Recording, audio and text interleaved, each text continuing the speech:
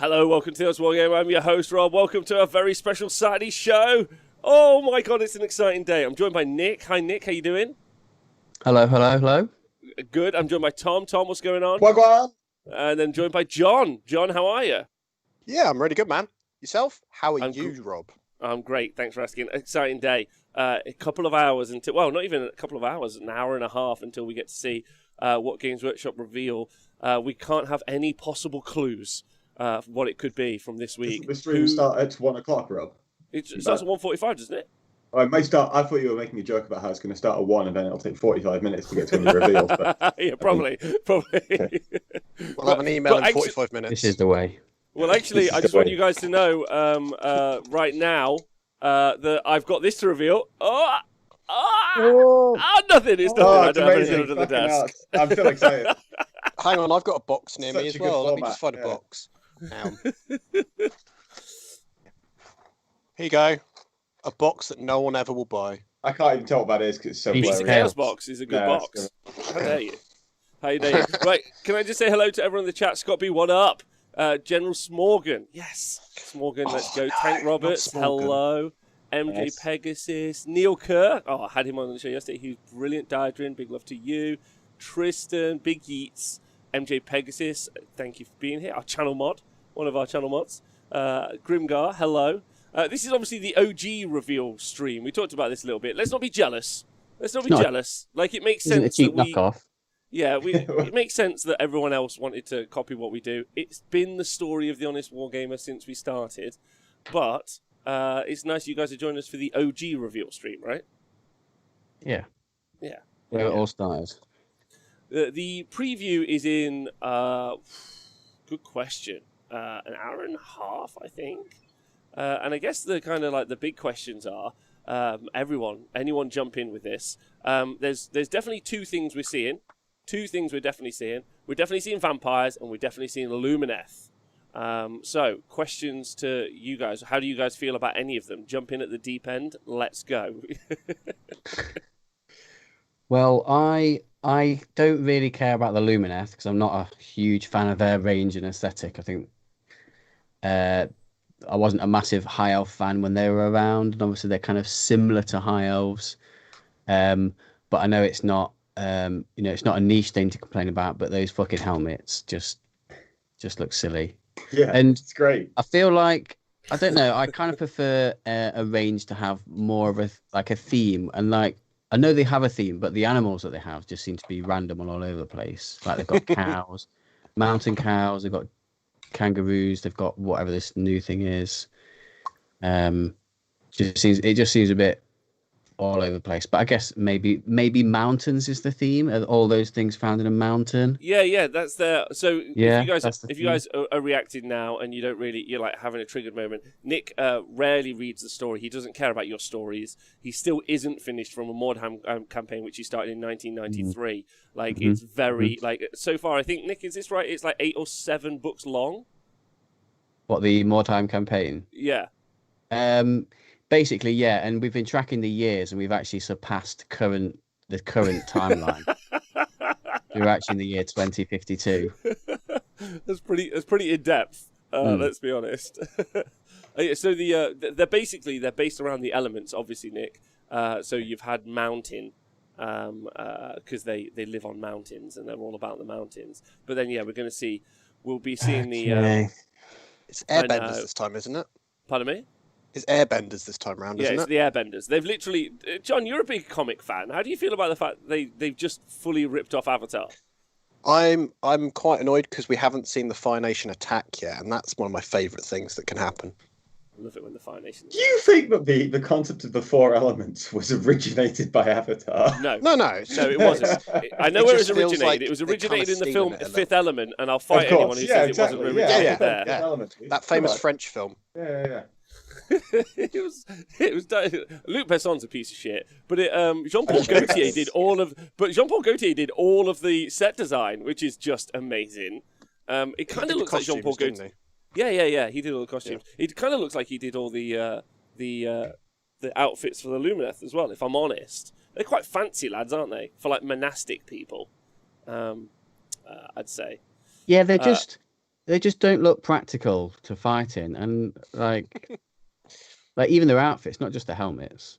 So I don't know. That aesthetic just doesn't do it for me. Not a huge fan, but the vampires, digging that shit. I do feel like they accidentally went out, like they were like, here's our new, for traditional fantasy guys. I think one of the things about Age of Sigmar, obviously you have to, they're pitching like a brand new setting, and they're like, we're going to get super weird. You guys are going to come on board with this, and we're going to get super weird. So some of the army's obviously super weird. And then you can kind of take it with a pinch of salt and enjoy it. But then sometimes when you see that low fantasy, like, classic vampire, they kind of shot themselves in the foot. They're like, can you accept the kangaroo riders? And it's like, maybe if that's all we got for like a month or so, you'd be like, yeah, I can be on board with that. But then as soon as the vampire turns up, you're like, excuse me, I'm not fucking around with your dalliance, your meme kangaroo dudes. Yeah, let me get like all Tom Cruise up on this. Yeah, and I think I definitely prefer more classic sword and sorcery fantasy over Age of Sigmar high fantasy style. Like from an aesthetic point of view, I much prefer that style than the high fantasy. So the chat, I'll see what everyone else is saying. Smorgan says he's going to ruffle off his daughter's cane to buy the vampires. That's how excited he is. Gitley thinks vampires are lame. Don't think he's seen an interview with a vampire. Otherwise, you change your mind and question things about yourself. Did you watch that last night on BBC One? No. It was on last night on BBC One at 2 a.m. Was it? Yeah. Apparently, the 5 elements were actually invented in Captain Planet and not in... yes, of course. Yeah, of course. The classic. The classic. Before the 5th element. I should have remembered. Really, it makes me wonder when they're going to release the Heart Nation for the Lumineth Realm Lords. That's the real question. Oh, from Care Bears. The Care Bears! So, excuse my ignorance here, because I have no idea what's going on, but okay. Are the Idoneth the water elves? So the Idoneth are the water elves, absolutely. And but they're also kind of the bastard children of Teclis. So basically, Teclis is just your classic dad abandoner. So basically, he went to the store and didn't come back. Yeah, literally that. That packet of cigarettes. Yeah, he made the Idoneth, and he was like, "You guys suck," and then he left and he went and made better ones. That's literally the story. And then he went and made mountain/earth elves. So a lot of conversation about whether the rest of the Lumineth are going to be like they're going to do the air temple or the water temple, or fire temple. But maybe Teclis is going to go off, and this is the next wave, because as of the book that we saw yesterday was it? Yeah, the reveal video or the narrative video that we saw yesterday. Did you guys happen to catch that? I haven't had a watch of it, but Yes. apparently it was more like what you were talking about on the show the other day, right? Yeah. Nick, what did you think? I think it looked cool, but it meant very little to me because I don't know a lot about the Age of Sigmar lore and what's going on. So basically, it was like, I'm Techless and I'm back and I'm gonna do a thing. And I was like, well, I didn't care about the thing. The video told you more than you'd learned before. Yeah. More than if you'd just seen some spinny vids. John, what did you think of the video? Twitch chat? I thought it was interesting, but like Nikos said, it's like there was lots of very rough imagery of stuff. Like I wasn't sure what they were combating. It looked like weird ghouly things. It wasn't very clear, but there was a few hints of units. Like there was some swordsmen at the end, which makes me kind of think that they're going to kind of approach, because that was kind of a thing in the High Elves, wasn't there? That they did big guys with massive, big, great swords. Okay, I'm going to break it down for Tom and using some modern vernacular, right? Because I think this is really important. This is the situation, Tom. When they blew up the old world, they destroyed all the elves, yeah? Yeah. Right? At that point, there were loads and loads of people who were really creepily, like super weirdly into elves, yeah? They all became, as you know, weebs, yeah? And they started getting into waifu stuff, right? Now, listen, hold on. Listen, let me carry on. Right, Games Workshop obviously saw the massive marketing potential of getting all the K-pop stands to be into Warhammer, right? Yeah. This is exactly what happened. So they designed a range specifically to get all of the body pillow kids, yeah, right, over into Warhammer, basically, yeah. So then you're going to get K-pop remixes of Kangaroo Riders. You know, like I think that's generally the kind of vibe of what we've got going on. Does this, am I podcasting you correctly? I mean, I can empathise with that entire line very easily. Apart from I would differentiate between the absolute degenerates in the K-pop community and us pillow hugging monstrosities over here. Thank you very much. I'd say they're all the same and they all love elves. Big shout out to Speckles for subscribing and joining us today. Thanks very much for doing it. The story video they released yesterday clearly means they heard Ron complain the other day about shitty spinning model videos. Thank you very much, Gorka Morka. My job here is just bashed that in an afternoon. My job is to complain for the community. I would say that video we normally would have seen on the day. That would have been the video they'd have shown on the day, then they'd have done this, wouldn't they? They'd have gone, which we normally saw, right? We saw on other things. They would just play a video, and then we would just be like, but I'm hoping the release of the video beforehand is actually really positive and building hype for today. I don't know about you guys. Yeah. John, you saw the video. What did you think? So to me, the last 2-3 days of them kind of putting up weird articles relating to stuff felt like things that they could have saved. Like even like the Blade Guard announcement that they're going to be on pre-order. Like why didn't they just do that as part of it? Because then at least it was like lots of little punches at us. But it just felt like yesterday I was like, cool. So I've seen probably half of what they're going to reveal. But maybe you haven't. Maybe that's the point. I think the important point to remember is this is normally LVO weekend, right? So while we're pretty certain, thanks to the leaks, we're already aware that it's going to be more Lumineth than vampires. We know that there's another unknown game system. There is other game systems that are getting stuff as well. They have said stuff for 40k, so we might know what the new codexes are.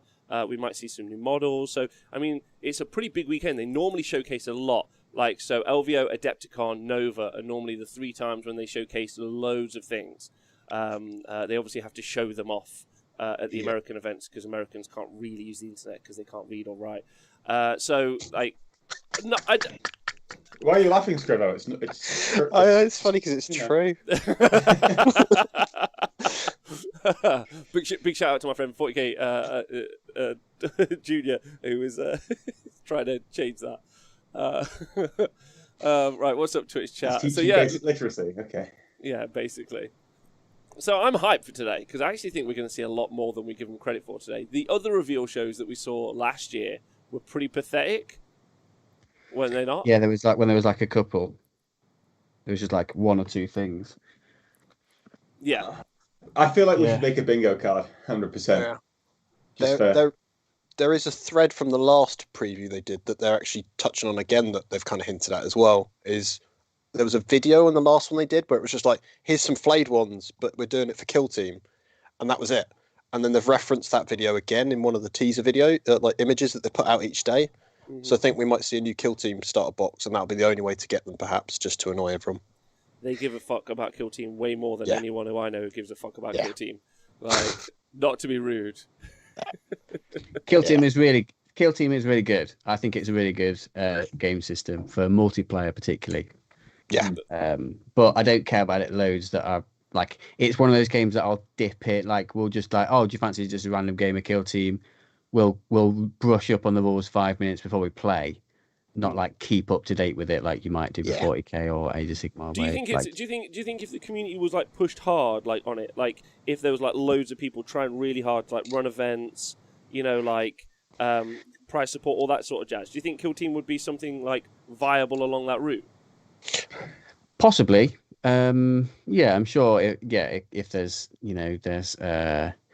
prizes, accolades, glory to be won in a Kill Team scene, then maybe more people would care about it. Initially they did, though. Games Workshop did for shops like they do with Underworlds. They did push this whole kind of prize support pack thing, but it fizzled out after the 6th or 7th release of like an expansion that was like, here's you using all your characters, here's your elites, and it's basically you had an army at that point.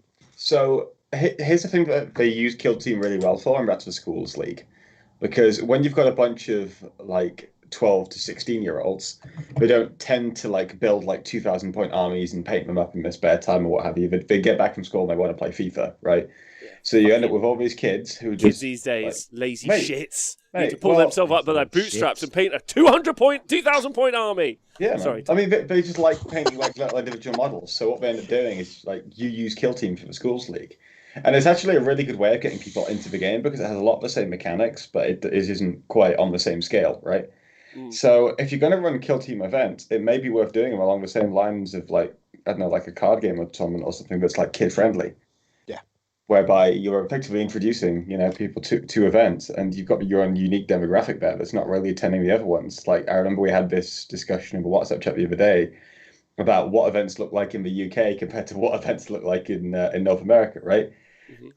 And it's kind of wild out here compared to in North America, whereas I feel in North America it's a bit more like it's very much more about the game and it's very much a bit more insulated from that kind of rowdy behaviour. Playing Warhammer in North America is a bit like, have you seen Wally, where they're all on the flying scooters with the have, yeah. It's like that. It's like spot on. Like, everyone's got like a tea trolley, haven't they, for their army with everything on it. It's very serious. No, I mean they're literally on mobility scooters. That's what I'm saying. No, as well. They're pushing it with their mobility scooter. It's like there's not space on the scooter. There's enough player on the scooter, right? They can't fit an army too. Yeah. Just take a Warlord Titan, stick it in the basket on the front of the scooter, and just go. Thanks to Will Dockerall for donating 100 bits to the show. Super loving you. That's great. Thanks to everyone who's joined us. T-Man Cash, Azrank, Martin Orlando AOS. Hello to you, Gorka Walker. Big love. Hope you're well. Says Kill Team Walker I have amazing for my local stores, getting new people into the hobby. Much more than 40k AOS. Good. Yeah, so absolutely, it's like a funnel system. It's like a funnel system. It's a great point, Gorka Walker, and well made. I think that the thing is obviously we're on the other end. They funneled us through to the what's that thing from Get Out? Not seeing the deep it, place. What's it? So, dude, everyone has a funnel though, right? You don't just get dropped straight into like 2,000 point like matched play games, do you? No, you like, don't. You're my right. funnel was Lord of the Rings. Yeah, I started with Lord of the Rings when I was 9, and then after that I got into 40k, and then started building that up, and Well, I think what like I was part of a mass indoctrination. Radicalization plan where we would, as young children, go to Games Workshop store and you'd bring a unit. So you'd bring one unit or maybe two to a big game. There'd be 10 aside. And then the Games Workshop staff member would make you shout "Wah," and whichever team shouted the loudest went first. And it was just a big free fall. And then you just had a great time. And then you came back next week with some pocket money to spend in the store. Is it true the day after is when you started your first Wardhound campaign, which is going on till today? Yeah. Is it the same time period? Yeah. Can I just thank Tywin for resubscribing, massive love, and also Sando for joining us for the very first time as a subscriber, and then thank you to MJ Pegasus for donating 5 gift subscriptions in the chat. So Zobo, the noob Nice. painter, Mr. Tumnus, Thordalium, and Bugman, welcome to the team. Or Bugmana, even. So thanks very much.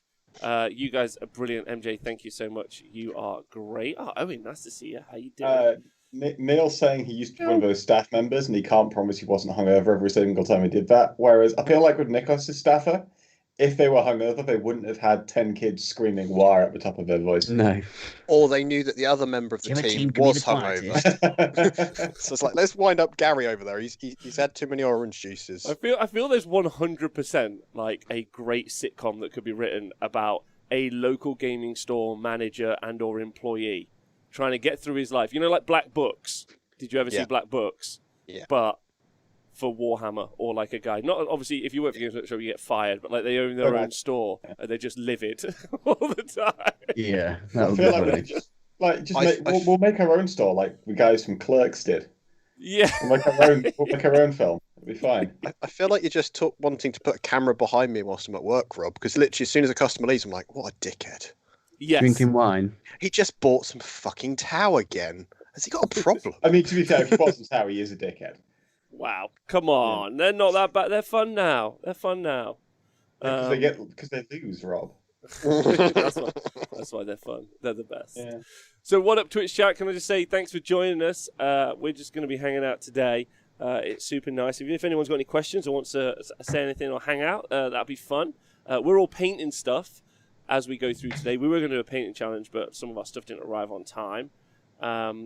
Intern Matt's in the house. Big love to you. Jim Brewers Bro, thanks for subscribing for Well, 13 I'm just saying that months. slowly, Rob. Good job.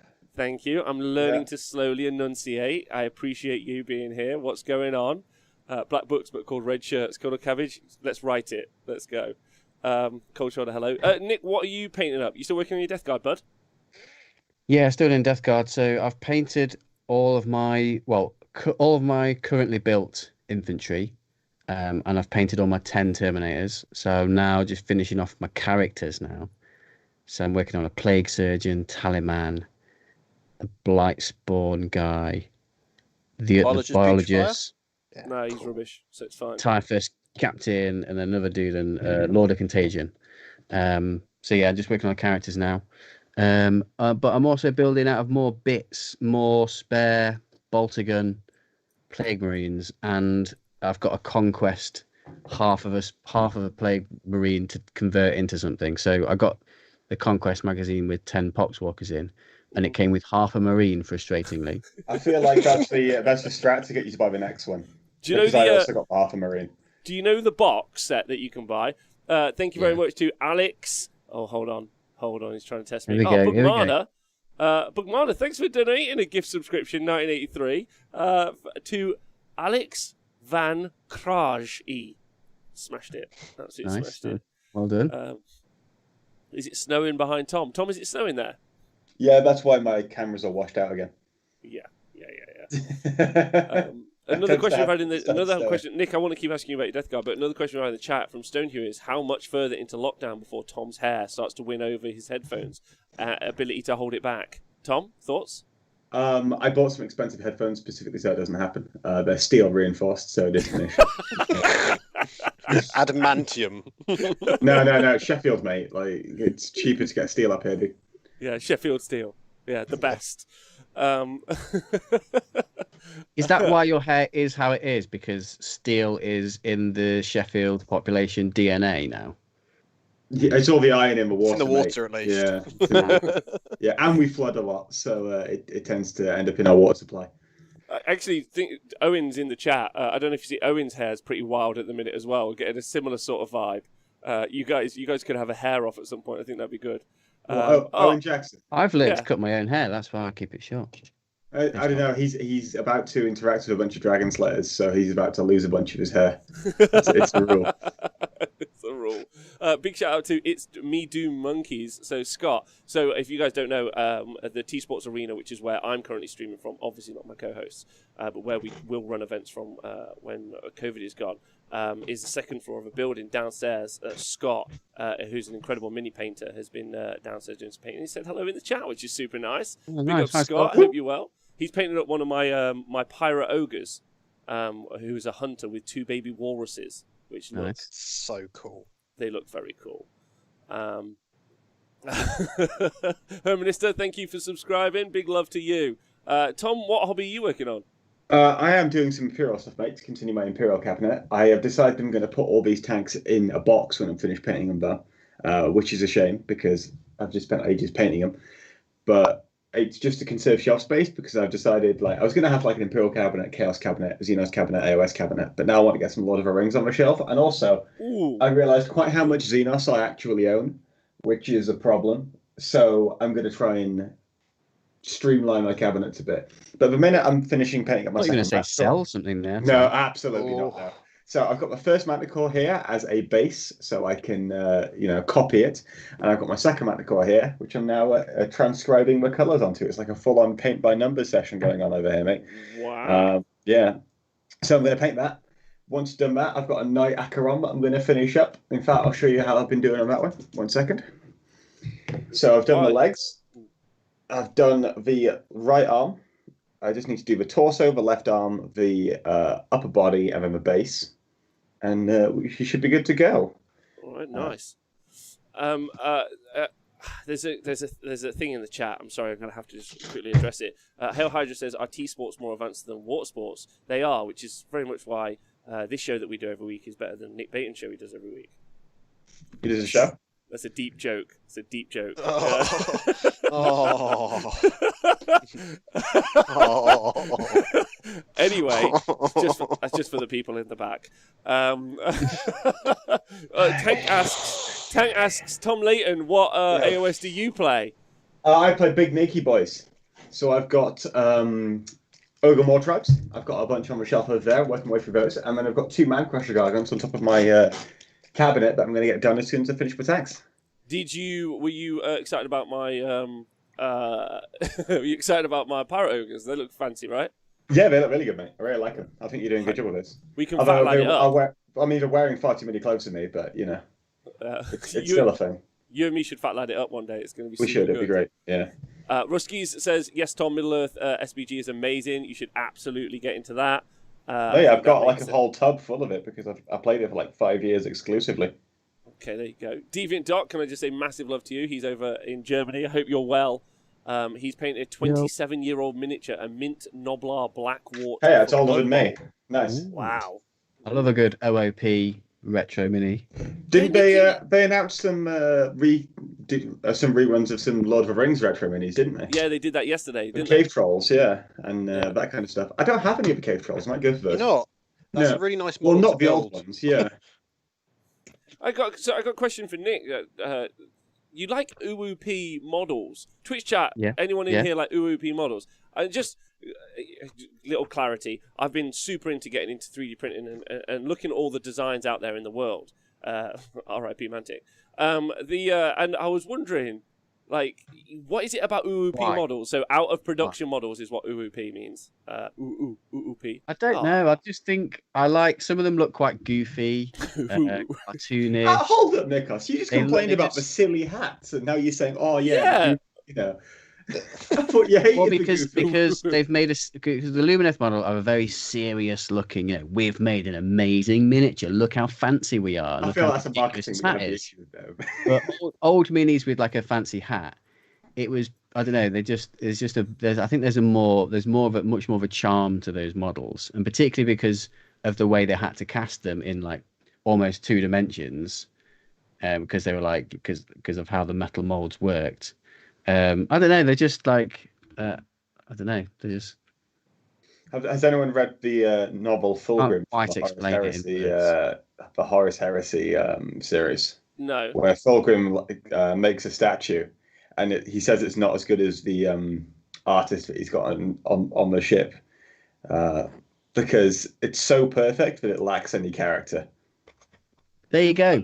There you go. It's the imperfect nature of the old school retro models, where they were doing the best they could with the materials they had to hand. They've not got CAD, they've not got 3D printers to test miniatures and stuff like that. They've got to sculpt this thing. They just fucking rip and run, didn't they? They were just like, let's give that a try, lad. See if people will buy that. Yeah.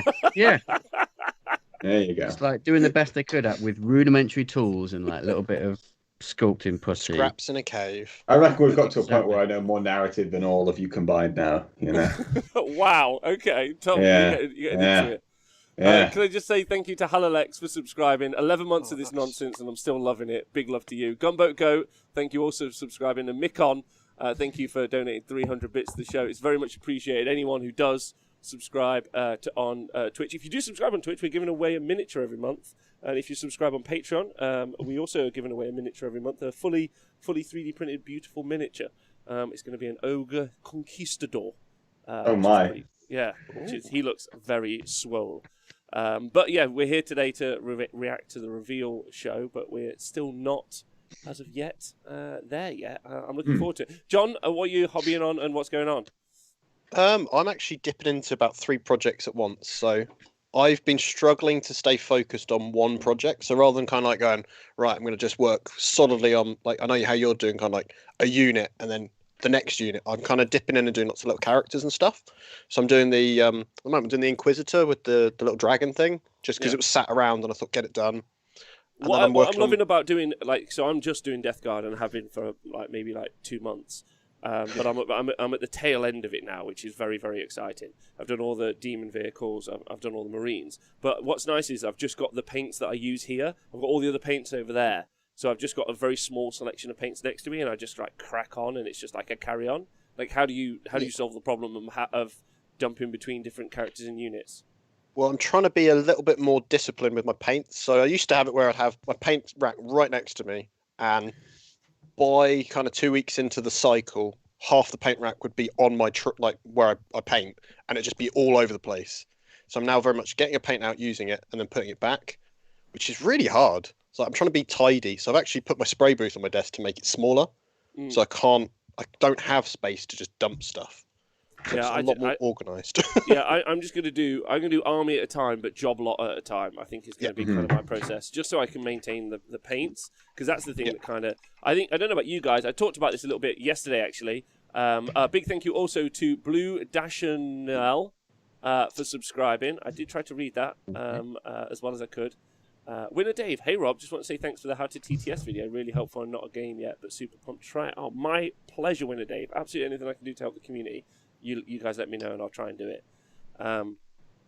You guys are brilliant people. Right, so what was I saying?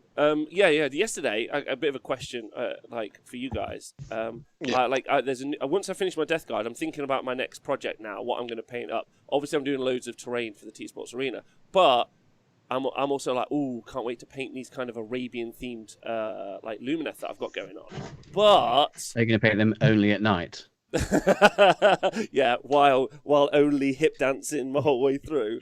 I wondered how do you guys decide on your paint scheme, if that makes sense? Like, how do you decide what an army's going to be? Or because my old system was just paint I found lying around. Have you guys got a system? Nick, you got a system? I don't really have a system. I don't know. I just kind of I think usually after you've built them, maybe build them, and then I just kind of sometimes I just stare at the model and imagine it in different colours and think, do I want this? What style of armor do I want this to be? Do I want this to be like classic, just standard Games Workshop scheme, or do I want to do something different? What colour do I fancy painting? What's easy to paint? It depends on the models. Like some model you might want. Like if it's a complicated model to paint, I think you want an efficient way to paint it. Yeah. So like Death Guard models, they're quite complicated models. There's lots of stuff going on. So using the streaking grime or dip or something like that, it's easy to paint those complicated models. Whereas something like a Space Marine is much more clean surfaces and basic sort of shapes and model. So I think you can do more technical stuff on that. Easier. That's how I would view it anyway. And yeah, I don't know. I don't really have a system for deciding. Just kind of like how I feel at the time and what I'm into. Maybe it's like fashion, at this point, cork basing and blue is like kind of what I'm feeling right now, and I'll do that. I don't know. Okay, that's interesting. Some ideas in the chat. Azrak says, my system for deciding a colour scheme is spending 6 months painting and stripping test models until I'm happy. 10 out of 10 would recommend. 0 out of 10 chance that's happening. For Grima, I decide what I want to do. Test models. Yeah, do you do test models? Sometimes, like I've done a test model, but I basically just go for it usually. Think about it, visualize it, and then usually I go for it. And if it's really bad, I'll abandon it. Yeah. Do you feel like it's just a test model? Just to see if you absolutely hate it. I mean, if you don't, it's just it's fine. Yeah. Yes. In the chat, Full Grima says, I decide what I want to do, then figure out I don't have the talent for it, so I go simpler. I feel that right in my bones. What's Nick says, I decided paint schemes by researching other people's stuff for months, looking, reading, maybe doing a test model. Then I have it, and I've moved on to another idea. That is nice. That's part of the hobby, though. That's a really good tip. Like looking on, just like Google.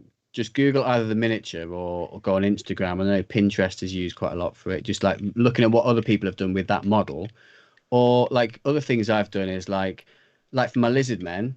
Like you might just like Google real lizards and jungle creatures and look for inspiration in the real world. Like for plague marines, you could like just Google rusty pipes or don't Google old that. machine. Okay, maybe not Google rusty pipes. Google rusty Men you know what I mean? rusty like, pipes around. And just like have a look at real world images. Rusty pipes and dank caverns. Yeah. Nice. Can I say thanks? Hello, Chuckabutty, big love to you. Ace Face, what's going on? Captain Speckle says that Pinterest is great. I think that's fair. Tatafishy says, I just look at the model and kind of imagine the colours you think should be there. That kind of makes sense. Big shout out to Steve Dooley in the chat. Love that fella. Gorgeous man. I think one of the biggest hurdles for me, says Captain Bribler, deciding is working out what range has the precise colours I want. It solved it by mixing my own, carefully weighing proportions with a fine kitchen scale. Jesus Christ, that is way more intense. You're looking at a guy who's like, there's blue here. Guess his army's blue. That's where I'm at. Searching Instagram with faction hashtag is pretty good, says Frank. That's a good idea. Tatafishy, I just look at the model and kind of imagine the colours I think should be there. Oh, I read that, sorry. So sorry. And hello all, excited for the reveal. Let's go, really excited. I think I pick and paint scheme, then I paint it, and then I cry that the mess I've made is K-Code. Yeah, I'm with you. Currently, I pick a scheme that doesn't use the colours on a previous project. That's been actually my main thing that I do. Is I normally all of my armies kind of have the same kind of themes. Exactly. I'll always move to orange at some point. Orange and yellow will eventually end up in my army. I don't know how, but they just do. Yeah. I do literally exactly the opposite as well. So all my Imperial stuff is basically this kind of blue. That's because if I want to soup it, it looks the same. For those hobby scores. That's a good system. It's kind of my system as well for Chaos. Like all of my Chaos stuff has some sort of like fire on it now. I just use fire all the time. Stephen AOS has got a good system. I paint by yeeting contrast paint over things until paint covered adequately, which I think works. That sounds like an inefficient version of a shake and bake, but we'll go with it. Right, so anyone who's joined us live who thinks that this might be where you're going to get to find out about the Games Workshop reveals, that's obviously going to be on Warhammer TV at some point in the future, so not here.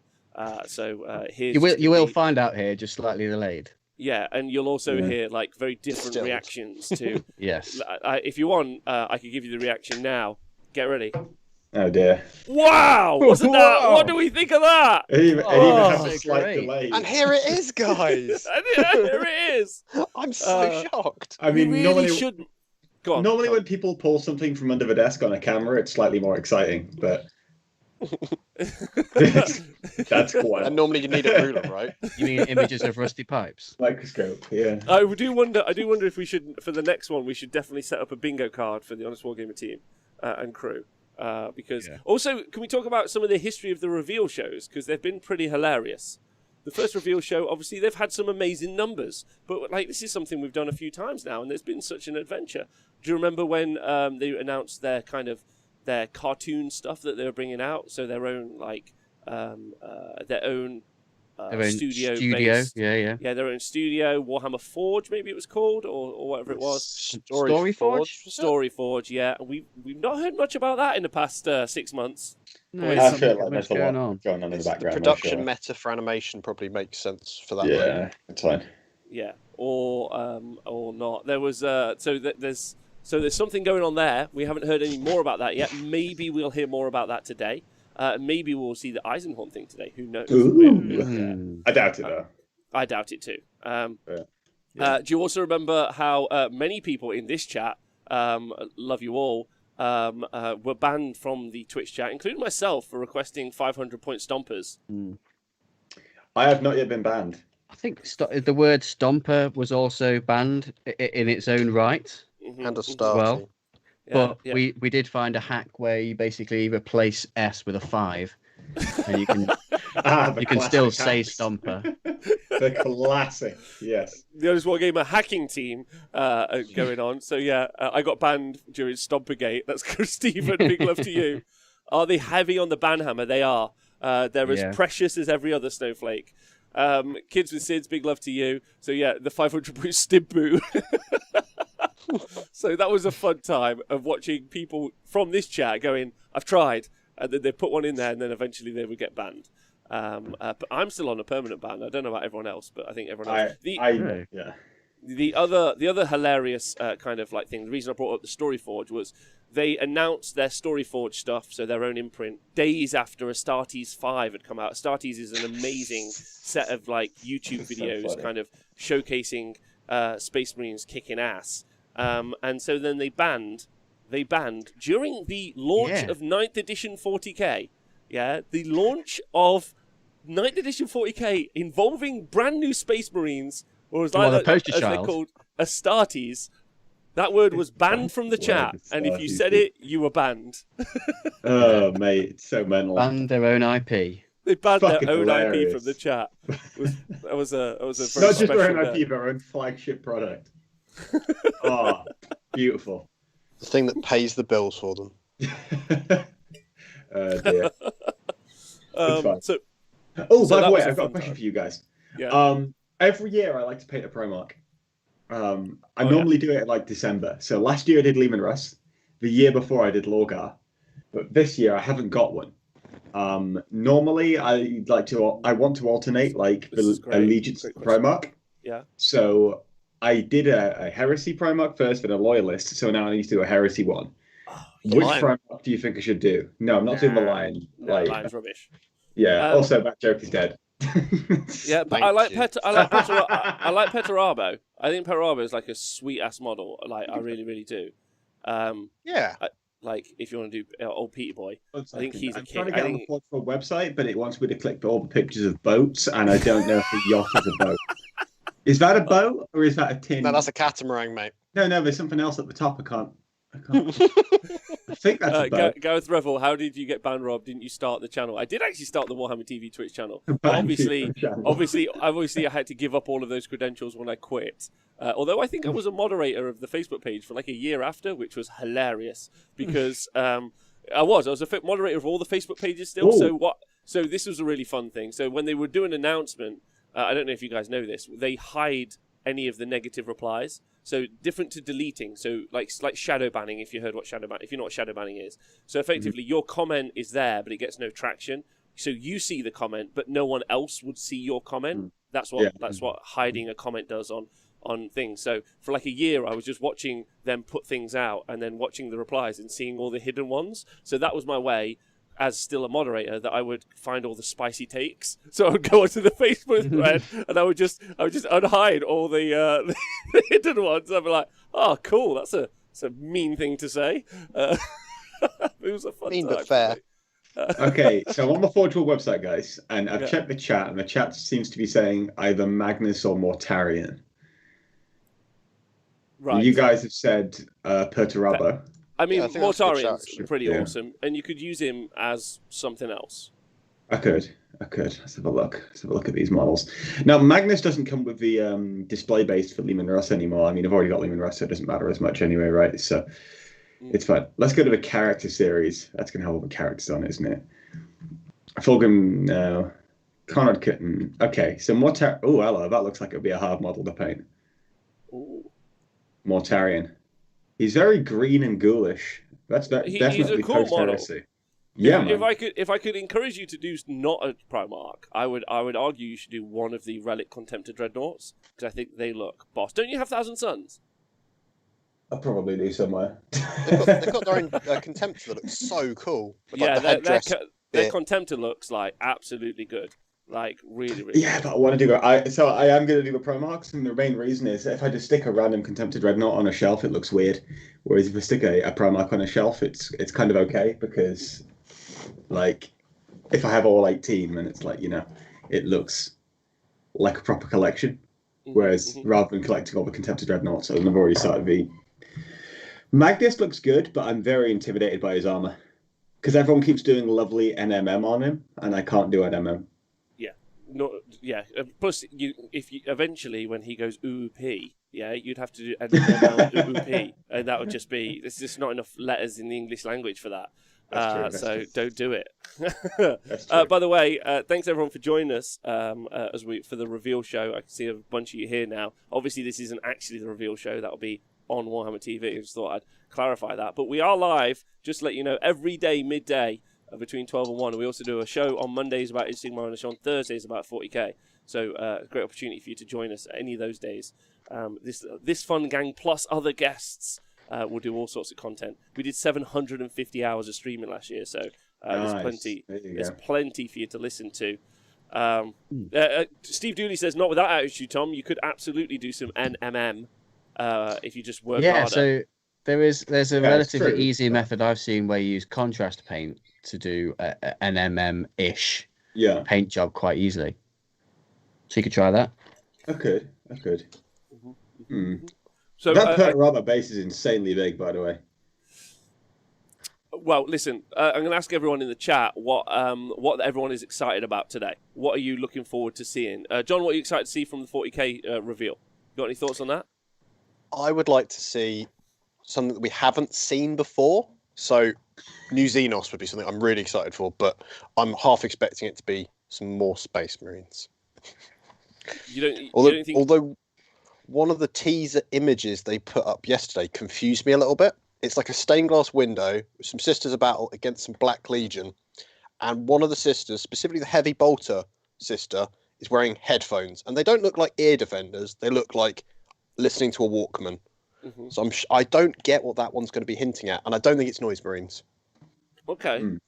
Is it okay if I take a stab at like sorry, we'll talk 40k for a minute still. Nick, you got any thoughts on what you'd like to see from the 40k range? What I'd like to see. Oh, thanks for subscribing, Open Peninsula. No, Oz Peninsula. Big love. Big fan of that area. Carry on, Nick, sorry. I don't really know. Probably maybe some Eldar stuff. That's very optimistic. I love it. Like some new Eldar, new Eldar aspect warriors. Tom, what are you thinking? I'd love to see that too, but I don't think we're going to get it. I'm on a similar vein to Scrivo, but it's not a case of me wanting to just see anything but Space Marines that's new. I want to see something that hasn't already been previewed. Orcs. This is why my arms are up. That's my hope. Orcs. Orcs. Yeah, that's what I'm hoping for. That'd be really good. But I think, Nick, you're a little hopeful because I do think when they do new Eldar, especially Craft World, I think that they're 100% going to do like new model range, right? They're going to get a full resculpt. Everything's going to kick ass. It's going to be like, I think that's 40k for the next couple of years. Is a complete redesigns of the armies that are just out of date at this point. Like like you said, aspect warriors and everything else. I think all of those are just going to get smashed, which I think is good. Get all the resin stuff gone, at least, as well. So I think the next question is, what does everyone expect from the undisclosed kind of game system or something that they said there? Now, I'll leave you three a minute to talk about it, because I think I've had a couple of ideas on what I'd like to see. Twitch chat, what do you think? There's some pretty bold choices going around. Obviously, people talking Battlefield Gothic, maybe Mordheim, maybe Man of War. Yeah, there's a bunch of stuff, but I'm going to push it out there and say, I think Games Wokshop obviously made a lot of money over the past few years. They've they've been raking the cash in, and what normally happens in these businesses when they hit an epoch is a good business advisor tells them that they should diversify. And so, I know it's a bold choice. We've already seen some a little bit, but what if I was to declare Warhammer fashion? Just that's hear already me out. a thing on Bangarang, isn't it? They kind of already do that, don't they? But what? They do, No, like, but they the do a leggings and third-party stuff. company do it. What if they do it in-house? So Oh, they so can pay is this- someone below industry standard to do a bodge job on it. Cool. Yeah, exactly. I can't see a Well, I bigger don't know, twist is- coming than Warhammer merch becoming the new Gucci. Do you have to leave the tag on? Is that a thing as well? Anything's possible. Imagine What all if the it- remixes. But what if Hannah it's the Gang. same team who do all the fabulous merchandise, like the hobby stuff like that? Like that spray holder, which has got elastic bands Oh, on, the squid stick. dice, some ridiculous Stick! dice. Oh, Wait, the was butt the stick plugs. announced this year? Last year? I forgot about the stick, mate. It must have been, my- 'cause they only started doing these last year, didn't they? What if it's a collaboration between Bad Dragon and Games Workshop's hobby community guys? So it'll be literally like a two-way that's also a paint handle. It's okay, Scriver, you get fucked on the battlefield on a daily basis, so you don't need any of that Hey, shit. I'm actually all right these days because I Hang on, pick dude. my Yeah, fight. because you don't play any games. You're undefeated in Yeah. like 6 months. You get all the 13-year-olds who come in the shop looking for a game of Warhammer. You're like, oh, I'll play. So, yeah, I'll Well, play I you. think there was It's a like, video that Auspex Scam put up this week of how to be that player. I felt really attacked because Mate. basically it was me. Was it the like whole looking way. in the It's mirror? like, you know, Pokemon games, Hide you're your walking dice. around and you just like lock eyes with someone and they fight you. So that's Scrivo just waiting in his toy shop for some kid to walk in. It's like, Do you want to play Warhammer? So in the chat, Colonel Cabbage has reminded us that the stick was 2019. Oh my and word! What is it? Oh my word! So Zip Zap Rap has suggested that potentially it's going to be Stick 2, which would be Oh, because yeah. don't forget we've That got the could be bigger, That proves we- how the old painting school we are, handle dude. got. Huh? That just proves how old school we are because we remember covering the stick in a live reveal. They'll do a funny gag Oh, video for it. mate. They won't do like a proper release. It'll just be something about playing a game with sticks or something. There'll be some stupid video, won't it? It wouldn't just be like, here's a stick. Like, we're playing poo sticks, but we're using paint handle sticks. And they'll think they're really clever, but it won't be. Yeah. Well, I don't know. I think the fashion line could go down a storm. Now, obviously, yeah, as Tanker said, they have had some designs out before. They've been a little bit on the nose, if I'm honest with you. I'm not saying that the Moo that they released, or as I called it, the virginity blanket, was good. Wait, what? I haven't seen this. Yeah, I mean, he didn't see it. No, It was like no. an ice hockey shirt, but it had like Yeah. already, Could someone obviously, find it for me? Stormcast. Could someone find it for Stormcast me? are Put a already link in like the chat. most like lame thing in the world ever. I don't But it know was if like links are banned in chat, so whisper it to me. I'm at Sassneg, and I'll put it in the chat. Yeah, we'll go find it. The tactical hobby gilet. I would be in for that. That would be Gilet. good. That would be super good. So no one got any other. The hobby so suit. So have you guys got any ideas on what the on what you think it might be? That unannounced game system. Well, so I'm taking guesses. So I'm looking at the graphics. They've got Age of Sigmar, 40k, Kill Team, Titanicus, and Underworlds. There's 2 that are Age of Sigmar related, 3 that are 40k related. Yeah. So if they're going to bring balance to that, it's going to be something Warhammer Age of Sigmar related. So you've got like Underworlds, which is Underworlds it's the board game, right? Yeah, yeah. The card So maybe game, it is like a smaller or bigger scale game like Titanicus, but for Age of Sigmar. It's almost like Maybe War it's- Master Age of Sigmar. Monster battles. So yeah, there's the goss is that it could be a small scale game, Nick. It could be Epic or Warhammer Yes. Fantasy Epic. That's Yeah, the there you kind of the suggestion. I which- don't think this is what it's going to be, Rob. Yeah. But this is what I want it to be. Okay. We've got a fantasy game, okay? Yeah. We've got high fantasy, and we've got Ninth Age or whatever it is. By the in way, works, Warhammer Fantasy right? Battles high fantasy. Just saying, but please continue. Yeah, whatever, fine. We've got sci-fi, right? Yeah. What's the demographic that we're missing here, mate? sci-fi fantasy realism, crime. Is it going to be Mate, Cluedo I for want to Warhammer see 40k? the return of Warhammer Historicals. No. Yeah, they can't make money off that IP. So No. I don't care. I want to see it. That doesn't The mean we're reason going to why- get it. I just want it. The reason why that definitely won't happen is the people that kind of frontlined that are actually people writing, like, Warlord Games is actual games that are historical stuff now. Yeah, I know. I've seen most. So, Yeah. yeah. I'm not saying, as I say, it's not going to be totally. that, but I'd love to see him do it. Just because I love that kind of shit. What if they were to do like a kids game? Like You mean like Warhammer 40k? I mean, Age of Sigmar. No, that's Underworlds, isn't it? It's Pokemon, but for Warhammer nerds. Kids. Bolt Gun AOS, that's a good idea. Period drama Warhammer, says Chucklebutty. Bridgerton 40k, really into that. Maybe it's the old world reveal and they've been pranking about how far a long way it is. Maybe. That could be one. Gorka Morka would be the dream. Obviously, it would be the dream. That would be great. That would make sense I don't know, man. if they've got a new Orc range, dropping that to go with it might make sense. What, It's kind of Gorka like Frank Morka? Lampard coming back to Chelsea. I don't want him to fuck it up, so they ruin the game. What, Gorka Morka? Yeah. I mean, they haven't apparently done bad with Blood Bowl, and then I think the jury is generally out on Necromunda. I think everyone loves the models, not sure on the game. The game you need to self-police. That's the thing with it. You can really abuse it if you want to. Wait, what? Downtown Terror works for me. Nerf gun 40k stuff. Oh my god, that would be good. that would be. Yeah, Who wouldn't buy a bolt Yes. I'd buy one. slugger? I'd just be like, I've got my slugger. Absolutely. So in the back in GW Swindon, there's a guy who had to get rid of all of his cosplay stuff because his wife wanted it out of the house, so he just donated it to the local Games Workshop. And so in the back room, they had like all this kind of just shit, like they had like a halberd, like a Grey Knight halberd, and a bunch of just like cosplay weapons. And that was Mason, one of the guys who worked in there. He just brought it out, and I was just taking pictures of myself with these cosplay weapons. So Games Workshop cosplay is the next big thing, mate. It's coming. That's a good idea. I mean, There you go. there's that as well. They could like do full like marine outfits that you could buy. For Again, like that's 20 grand. to steal a joke from the chat earlier. Adeptus Fashionitis. Yeah, exactly. fashionistas. Exactly. It's like the same as the fashion line, except you go full deep into it. Yeah. People walking through the streets dressed as marketing. It's been a long while since they've done a Warhammer Quest fantasy game because they did two Age of Sigmar ones. And it's been a long RPGs. while, right? Yeah, there you go. Yeah.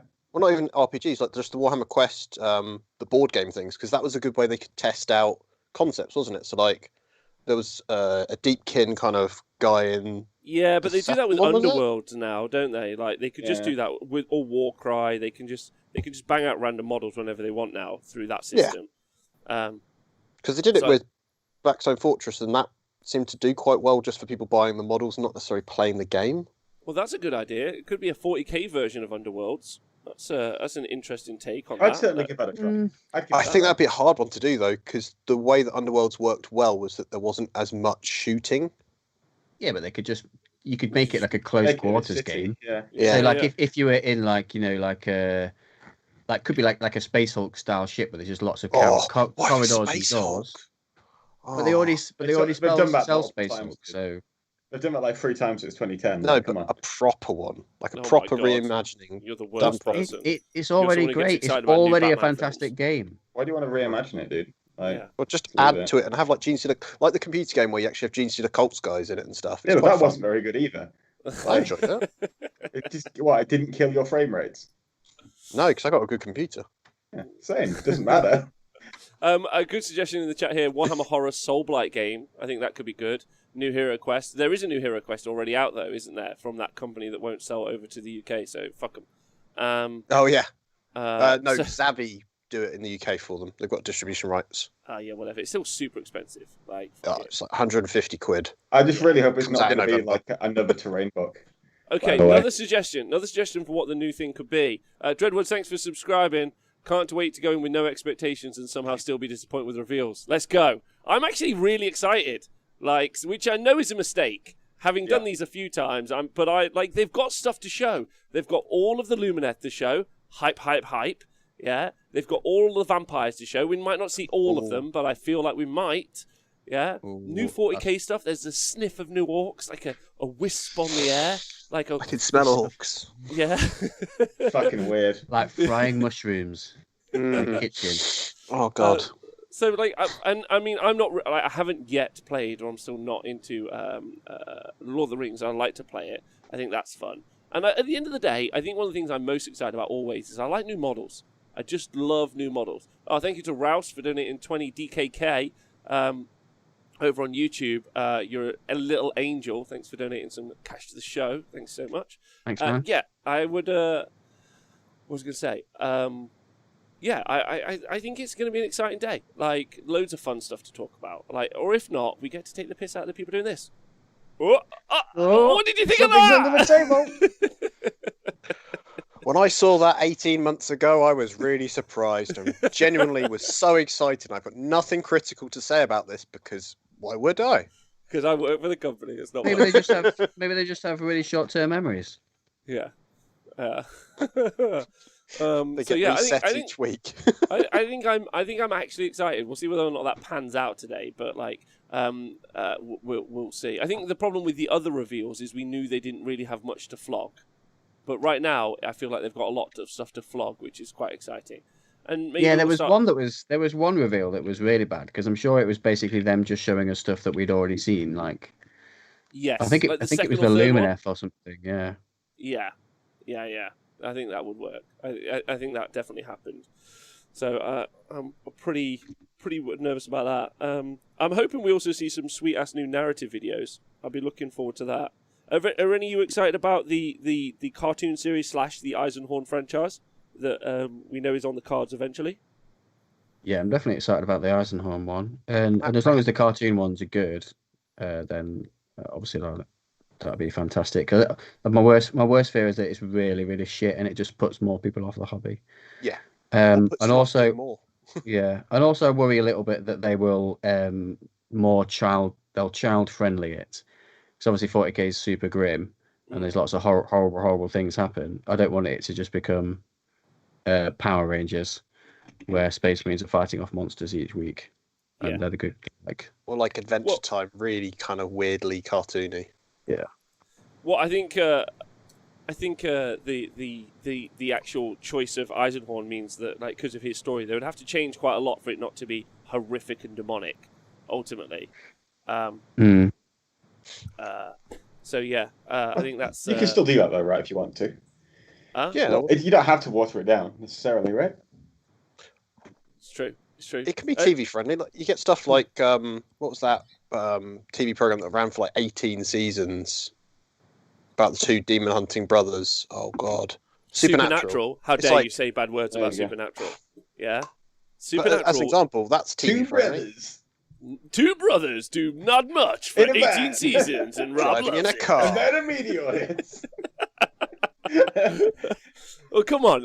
All they need to do is put the guys that did The Witcher into it, and we're good.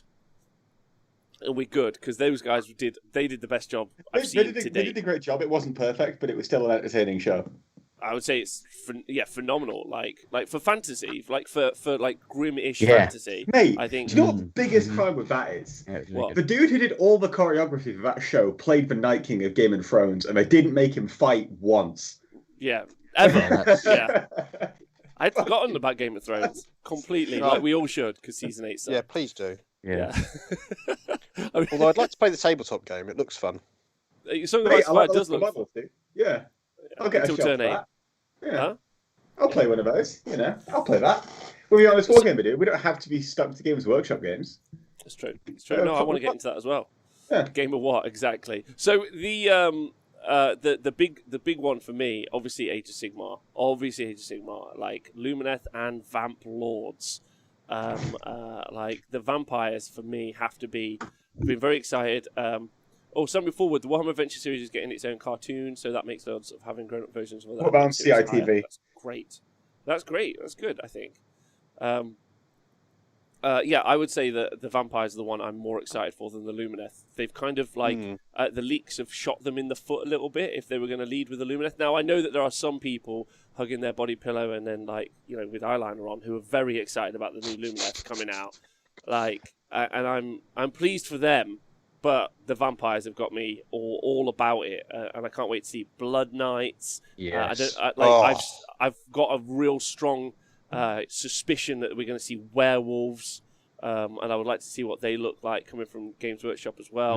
I can't wait to see him spin on one of those rotund 360-degree spinny things. With a red What LED about- light. That's Can't it, wait. mate. What about zombie models that aren't from 2001? That'd be cool, Oh my right? God. To be fair, I kind of like the 2001 ones because you can buy them in boxes of 20. Oh, totally. They're still up. Still in the top 100 products that they sell to every retailer. Yeah, it's just a generic zombie box. Sort of. Great value. Yeah. Yeah. I think that's the big one for me out of all the day. So we'll see whether or not what about the ordering as well? Have we thought about the ordering with which they do it? Do they think about the ordering? Do they normally hit with let me see the tempo. They normally hit with the smaller game systems first, and then wait for us to hit the big game system towards the end. So we are going to have to wait, right, until we get the big. Do AOS first, and I'm gonna do 40k at the end. What How dare you? Nailed it. what they also do is they leave a couple of things, like they'll leave a picture of something and then flash it up in the last second of the stream and then close the stream. That was a reveal. They did that with the ATV vehicle. They finished the whole reveal stream, did that, and then right at the last minute they're like, "Here's an ATV." Yeah, because someone had obviously watched an Apple kind of preview video from 20 years ago and went, "We should do that." So can we talk about something like which I think is like a Twitch chat? I'm gonna get techie on you for a moment. So when you release an iPhone, yeah, right? You're like, here's an iPhone. It's like, oh, it's got a nice shape and whatever, right? But you go to the user review and there's some guy and he takes you through all the stuff like the battery lasts this long and all this other stuff, and that's the tech side.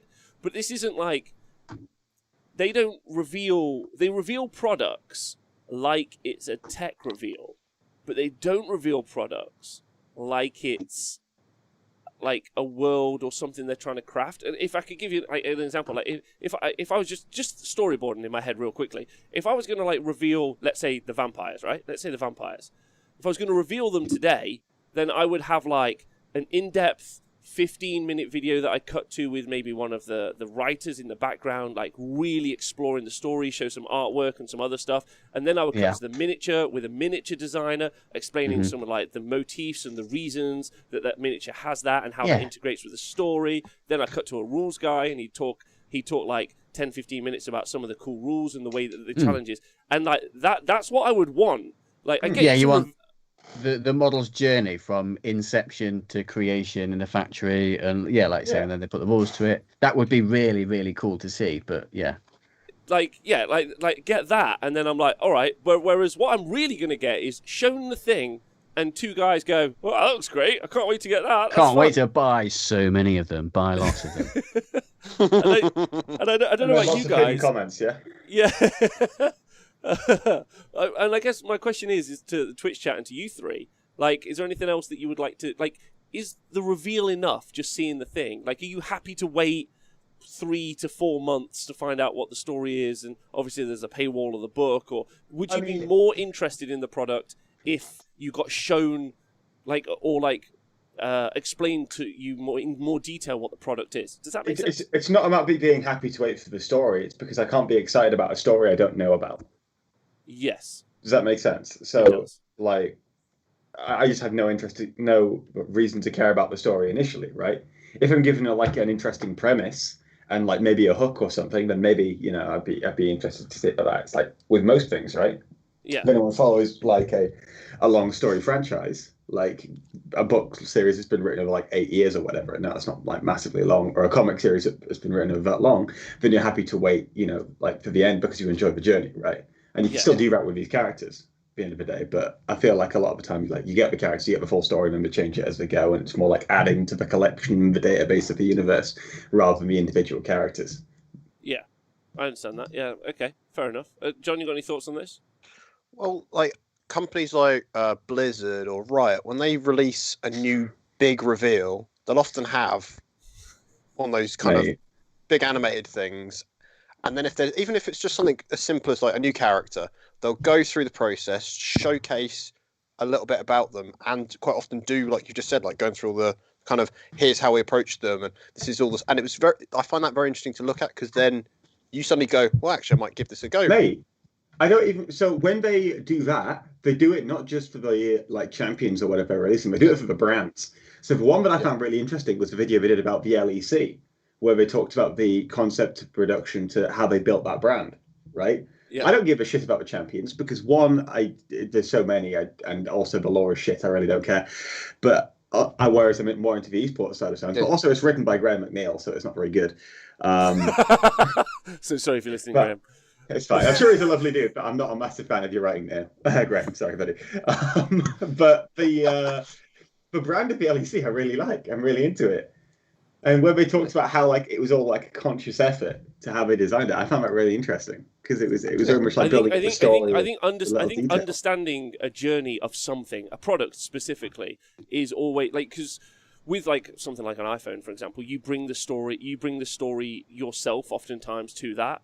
Like, you know, and there's hype and there's a bunch of other stuff. But with the story of like a film, because I feel these things are more like films or books or World of Warcraft, who do obviously a phenomenal job of like of selling their products. I think they're the ones who like we really should be like comparing Games Workshop's effort to like showcase a thing to WoW's effort, and something I'm going to go look at more. But like ultimately, like whether or not Blizzard's a terrible company or not, that's the side note. Like, marketing your product is really what we're talking about, and that's what we're going to be talking about today. Because I also think, just for the community, I think there's a couple of great comments in the chat I want to talk about, if that's okay. Toughy Years, thanks for subscribing. Kilobyte says, I can't be excited about a story I don't know about, the Age of Sigmar story. There you go. Yeah. I think because it's this confusing one. You can't just like... Yeah, I don't even know what the fuck the realms are and how it works. It's behind a paywall, that's the problem. Big shout out to Alfred Windrunner. I like the Broken Realm Texas video the other day. More of that. I agreed. I think that's the key part. The more of that we see, the more that we push for as a community. And I think also, like, as much as we're more than likely to be the first people to be critical, we should be really positive as well. So if you did like things like the Techless video, or like they do make a narrative video, you should be really fucking vocal about it. Like, really vocal. You should, like, tweet the community team and just be like, this is great, more of this. Like, this is great, more of this. Do you know what I mean? Like, because it's really hilarious when I see people quote the community team. They're like, well done, guys, you've smashed this model. It's like, they weren't involved at all. They're just the marketing team. The miniatures guys, like, did that. Anyway, Blizzard are awful. We obviously agree. Jim Vessel, big love to you. Hope you're well. What up? The WoW cinematic trailers are awesome. And Xavier Arnu says, I think the models look better if you know their motivations, their background, and who leads them. A good example would be a conversation I had with Jim over Christmas. Me and Jim were talking, and Jim loves chaos. Yeah, he's like, I'm into chaos, I'm into the story, I'm into the journey. I know he's always like listening to the audiobooks or reading the actual like Horus Heresy stuff. So he's like super invested in Chaos Marines, that kind of whole world, right? Yeah, so the models are more alive to him, which is also how I feel about the model. So I just think that's something I would like to see them to do today, or hope that they improve on. They probably won't, but that would be one of my hopes, right? I think it's definitely better if you're seeing a model or showcasing it for the first time, if the people involved creating it and designing the rules for it talked about it, because hopefully they talk with a lot of like genuine passion, where, you know, you get the guys who are presenting the stream and they're talking about the models with what you'd hope is genuine passion, but ultimately, you know, they're just salesmen selling you a product. Mm-hmm. Whereas the people actually involved in creating it, designing it, you know, obviously they're doing it for a job, but I'm sure they put, you know, a lot of effort and passion into it. So it'd be good to hear their point of view, and that would probably make me more excited about it. Here's a fantastic example of someone putting like love and passion into a project that they worked on. Phil Kelly Drakari. Oh, great! They did videos of that 10 years ago. Yeah, and that got me interested in them. Yeah, because he loves it. They used to do that. The Deepkin had a range of videos talking about design the range. I think that's really important as well. I think one of the things for them is that it doesn't necessarily get, like, at the end of the day, a marketing department is always geared towards like traction, right? If you have like an in-depth video of Deepkin, which only gets 15,000 views, but then you do a jokey release a new chamber video and gets 100,000 views, they think that the audience value that more. So that's how they're going to interact with it, which is a bit of a shame ultimately.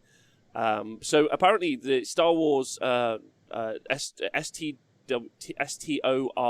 I'm really sure with that. Trailers are the king of all trailers. I haven't seen that. Laura said during the reveal, I know if I like it just to look at it, I don't have to know the background and know if I like the aesthetics. I think that's the other point as well. Sometimes when I see a model, I'm not as invested. Like a good example would be Garrow. If anyone's ever seen the Horus Heresy Garrow model, yeah, but it's ultimately just a pretty fucking boring model. Yeah. Okay, so here's It's a pretty boring opinion. model. Am I the only one who doesn't really like Garrow as a What? character? You don't like Garrow? Yeah. I Garrow's find a Logan far badass. more interesting. Fuck you. That's all I can say. Fuck you. I feel like he's far too much of like a human, projecting what they want to be onto this superhuman, right? Rather than this flawed killing machine. Yeah. I feel like it's very much more of a wish list of, if I was a superhuman, what would I be like, rather than, or what would I want to be like, right? Rather than this flawed, like, he doesn't really have a struggle with his entire legion like turning against him, really, does it? It's just all duty and all that shit, and they pass it off as it's because he's one of the original he's from Terra, right?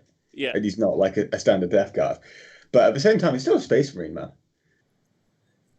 Okay, but like my point is still the same, right? Like, I agree. The Garrow model sucks. Yeah. Well, not sucks. That's not fair. I understand. The Garrow model is lovely. I have the Garrow model. I think I even asked for it for my birthday. Is how much I was excited about the Garrow model. But it's because it's Garrow, not because of the model. Exactly. Yeah. Like he's a very popular character. I was just throwing a spanner in because I have my own controversial opinion. Yeah, that's right. Tom's Legion, a legion of one, unstoppable by man or beast.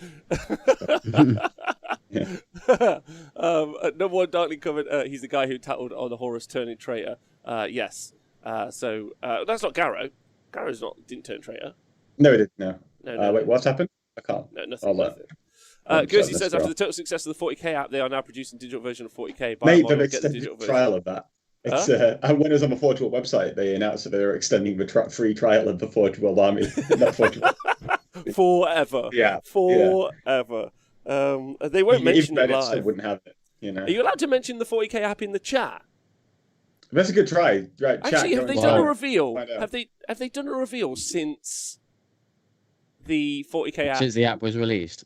Since the app was released. By the way, if anyone's just joined us and you haven't interacted with us before or watched any of our stuff, I would encourage you to go on our YouTube. All of these shows are always on YouTube as well as the podcast, so you can listen to that. Go back and watch the App of the Year Awards 2020. Oh, beautiful, the Honest Wargamer hosts the App of the Year Awards. We won't reveal where the Games Workshop app came, but it wasn't first place, is all we're going to say. It was first place in a certain category, wasn't it? It was. It did win an award. It won an award. So if you guys want to go check that out, feel free. Thanks to the Templar for subscribing. Red LED hype. Let's go. Looking forward to that. I find it egregious that you have to pay for the 40k app and the AOS one is free. Says number one. Says Steve Dooley. Yeah. Agreed. I still pay for the AOS one though. It's like £1 a month, right? The AOS one, yeah, for the army building. Yeah, that's what I pay for it because it's £1 a month, and I can write lists at work. Whereas I'm not paying £5 a month to do something I could do for free. That's why I pay for Battlescribe. Nick, you finally subscribed to Battlescribe, right? I have, yeah. Yeah, and you laughed. What did you message guilty. me? Yeah. And you messaged me. You went, "It's so cheap." It is so cheap. You don't have to subscribe. £5 a year. £5 a year. Yeah, £5. Yeah. It's worth everything. it. Yeah, it's so worth it. Yeah. And you don't. I don't even know what you get for the £5. I'll just pay it happily. Well, you get you don't get any adverts, and you can favorite. You can rename units, and you can favorite build unit builds. So if you're writing list all the time with a specific loadout on your Plague Marines or Terminators, you can favorite it. You can favorite it and then do that. Same with like characters. Okay. Yeah, so to everyone listening at home, obviously, we just like to say that we as a team, the Honest Wargamer, we're sponsored by no one. We're only supported by everyone on Patreon, and we don't We don't ever accept sponsorship, so you only get fair. Well, you get honest reviews. Fair is Never maybe not a so different much fair. version. The fair Wargamer would be a different show. But the Battlescribe is our is it our favorite app ever? Maybe. It's the app I of think the year, I think it's my favorite app. Yeah. Yeah, it's my favorite app. The fact that I can use it on I PC with a mouse. would let Battlescribe touch me in naughty places. I let Battlescribe date my sister. That's Yeah. Do you definitely have a true. sister? Yeah. What? What? Tom Hanks.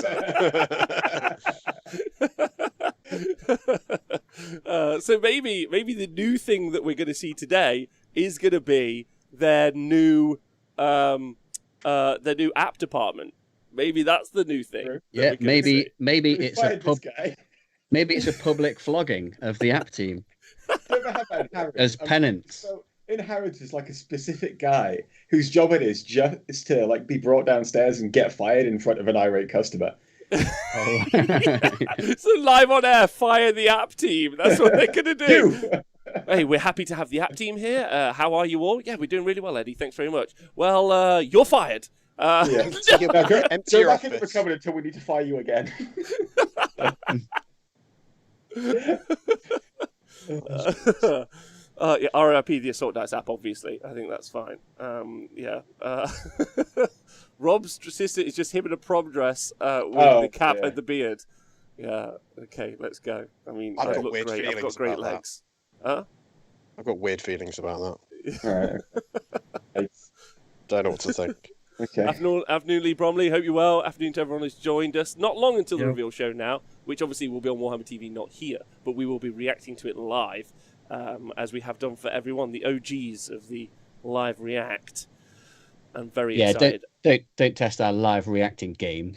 Yeah, we got this in the bag. We can live react with the best of them, ultimately. Yeah. But it's mainly going to be hot takes and saucy rips. So if that's not your sense of humour, well, probably leave immediately.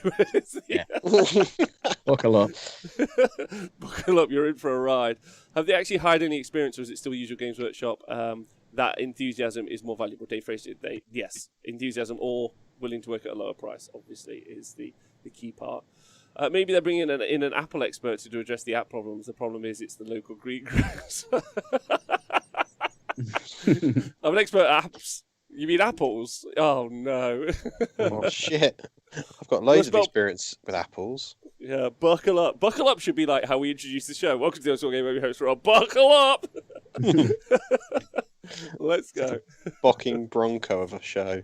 So how is everyone in the chat? Are you hobbying? What are you doing before we get going? It's not long now. It's only about 10 minutes until everything kicks off.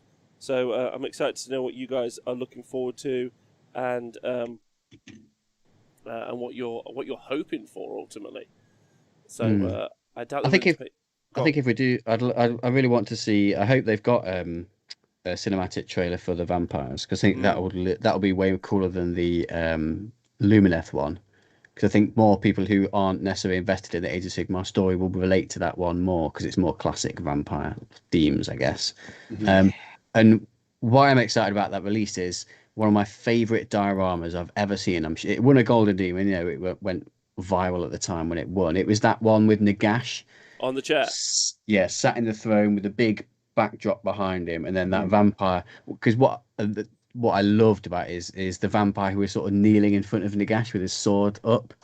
Like, it was just such a cool, like, dark sort of theme, like, executed incredibly, but just also, like, even if an average painter painted it, I think I would have still loved it, because it was just so cool. It's a great kind of diorama. I think. Yeah.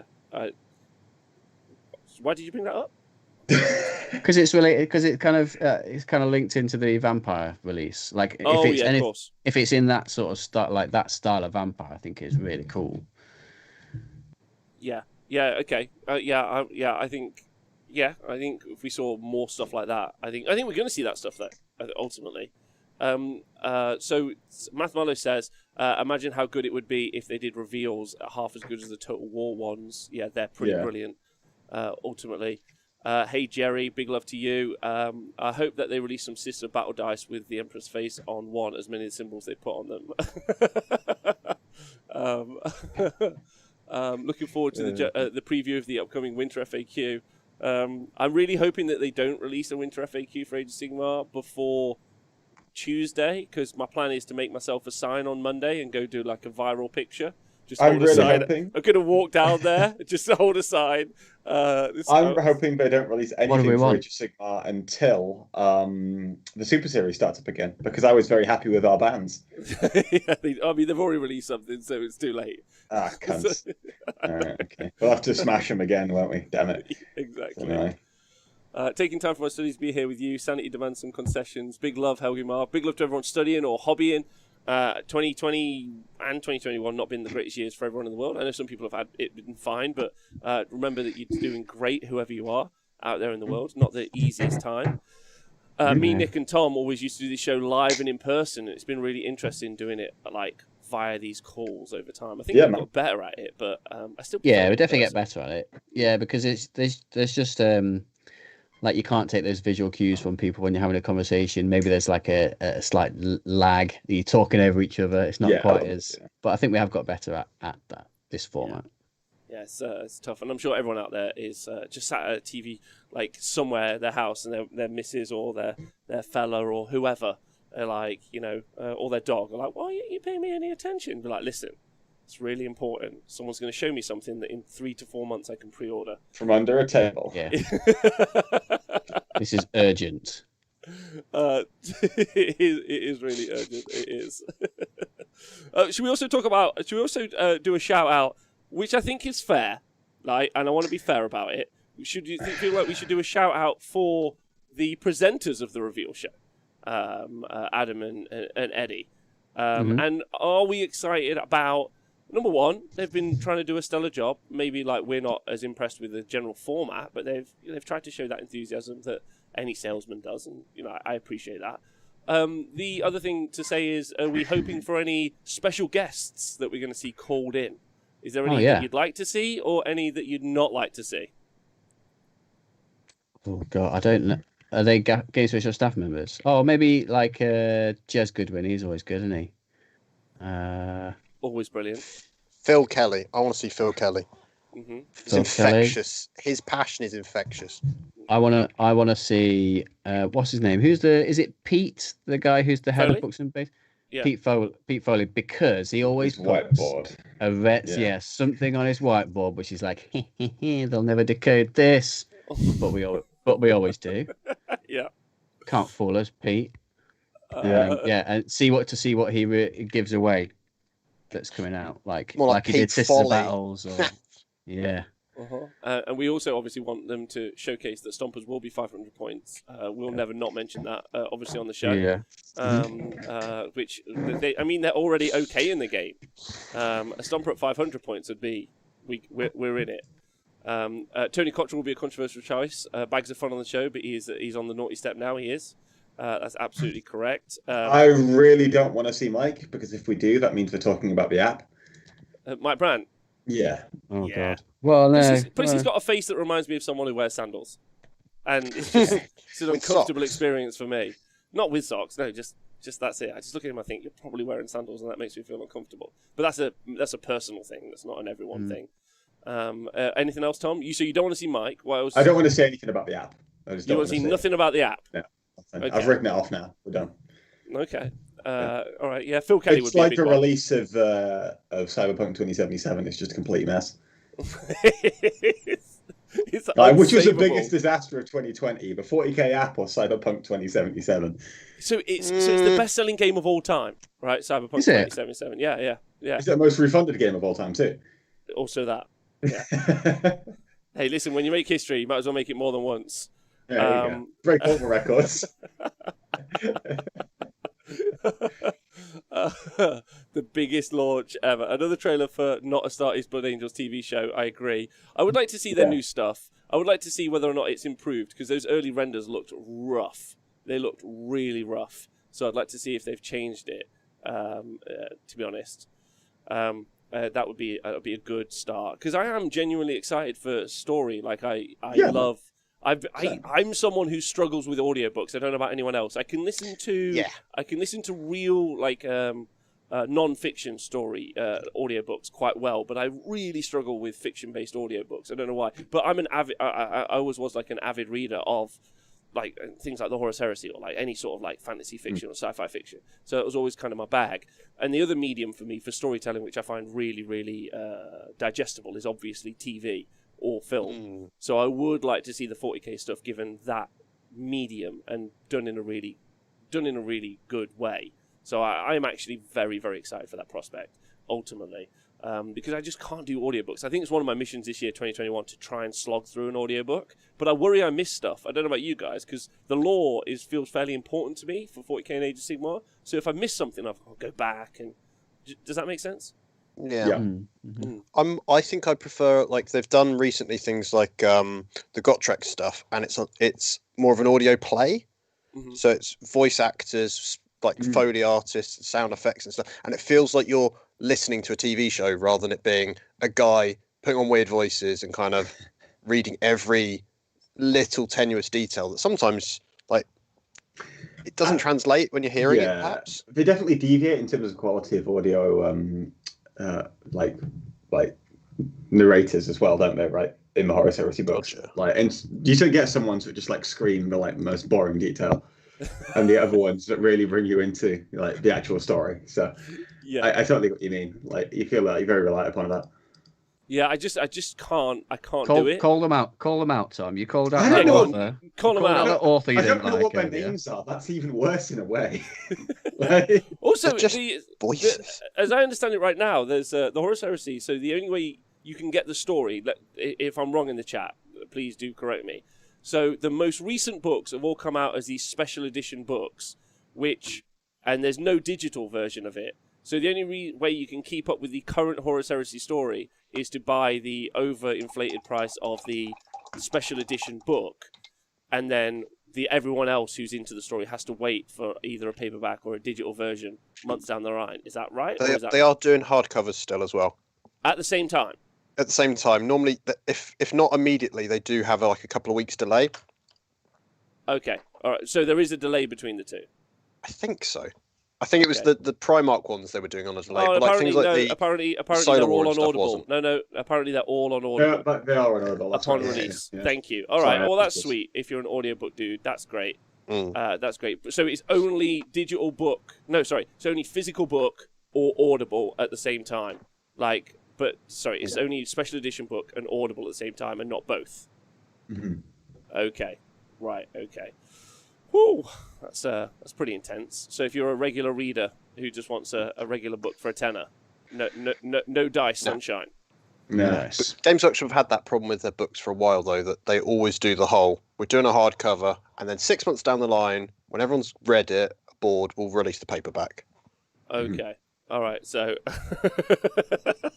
fantastic. I'm listening to the audiobook right now while you're muted. So good. Thanks, fantastic guy. Then how would you know what you're talking about? I mean, you fuck. You dumb fuck. He thinks it's so clever. He's having a lie.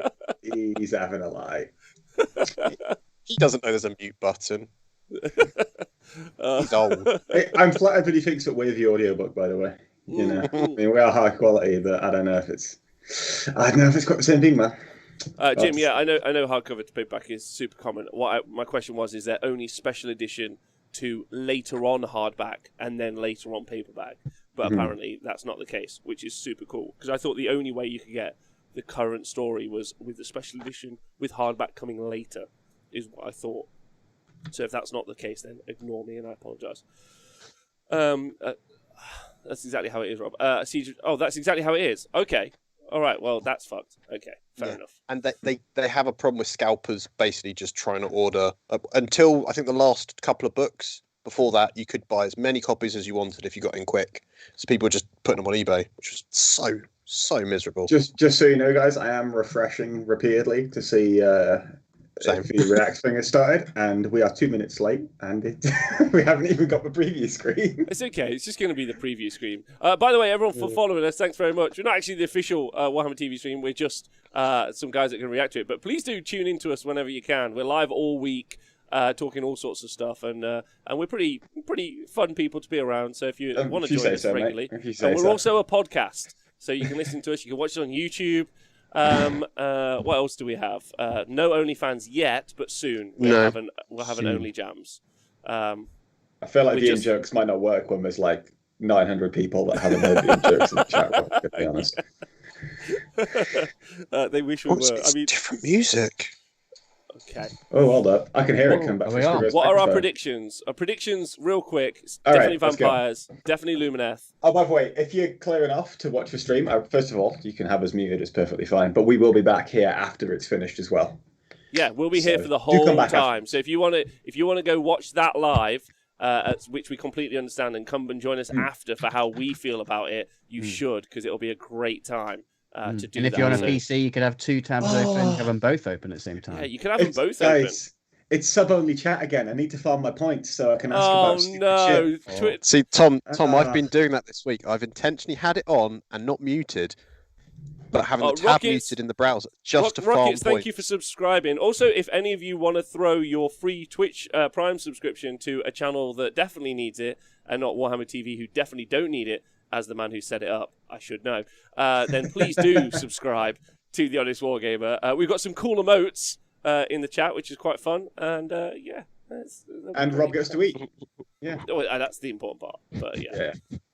Just saw a 5-point stomper in the chat. Nice. How quickly did that get banned? It's still there. No, I still can't see the chat. Today, 98 we've Twitch, got an opportunity hero. here. Nice. So I'm still banned from the chat. I'm not allowed to see it. So It's okay. Log in with your alt account. Just make a sock puppet and go. I will never ever log in with my alt account. It's just not who I am or what I'm gonna do. That's just for the cam streamers, Yeah. So is it on the website yet? That's the important point. Which we.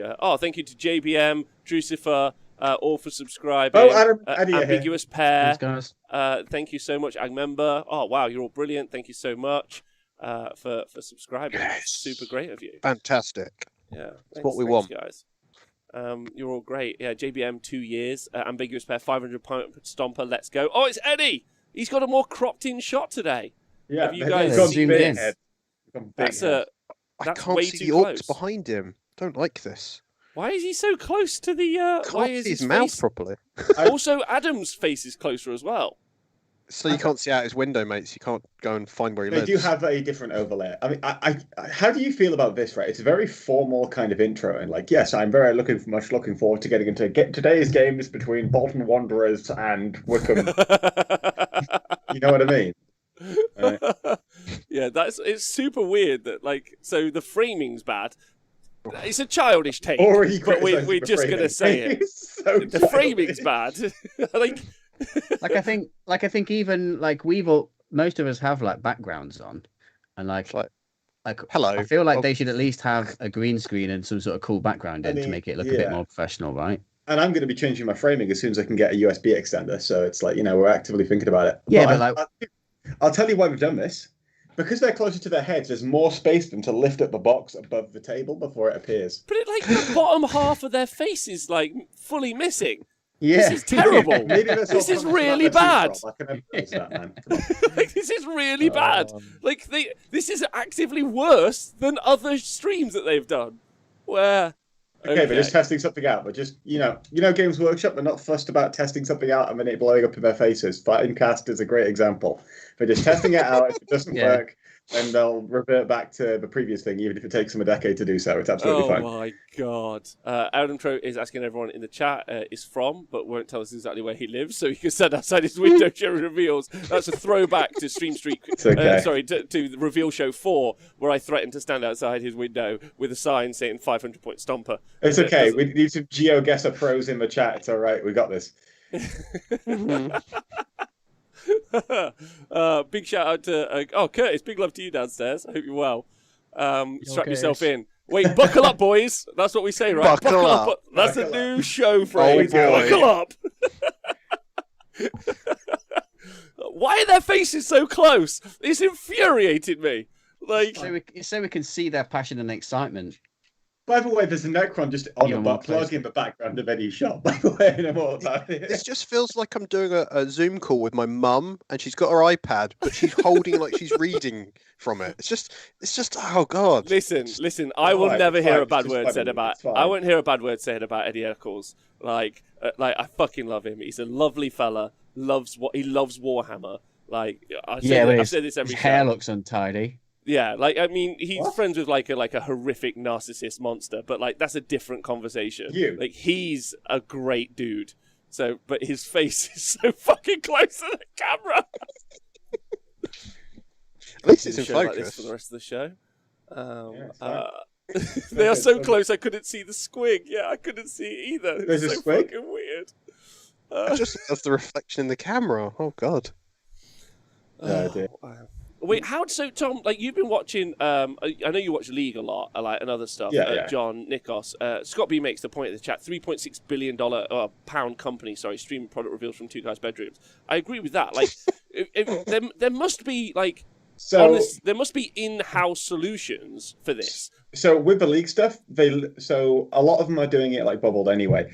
But for ones that don't, like let's say you've got an interviewer in France or what have, which is what the LEC have, they sent out a backdrop and headsets and mics to that person so they could do interviews where it looks like they're from. You know how like you do an interview on like Sky Sports and you've got all the sponsors behind you and you're interviewing or what have you.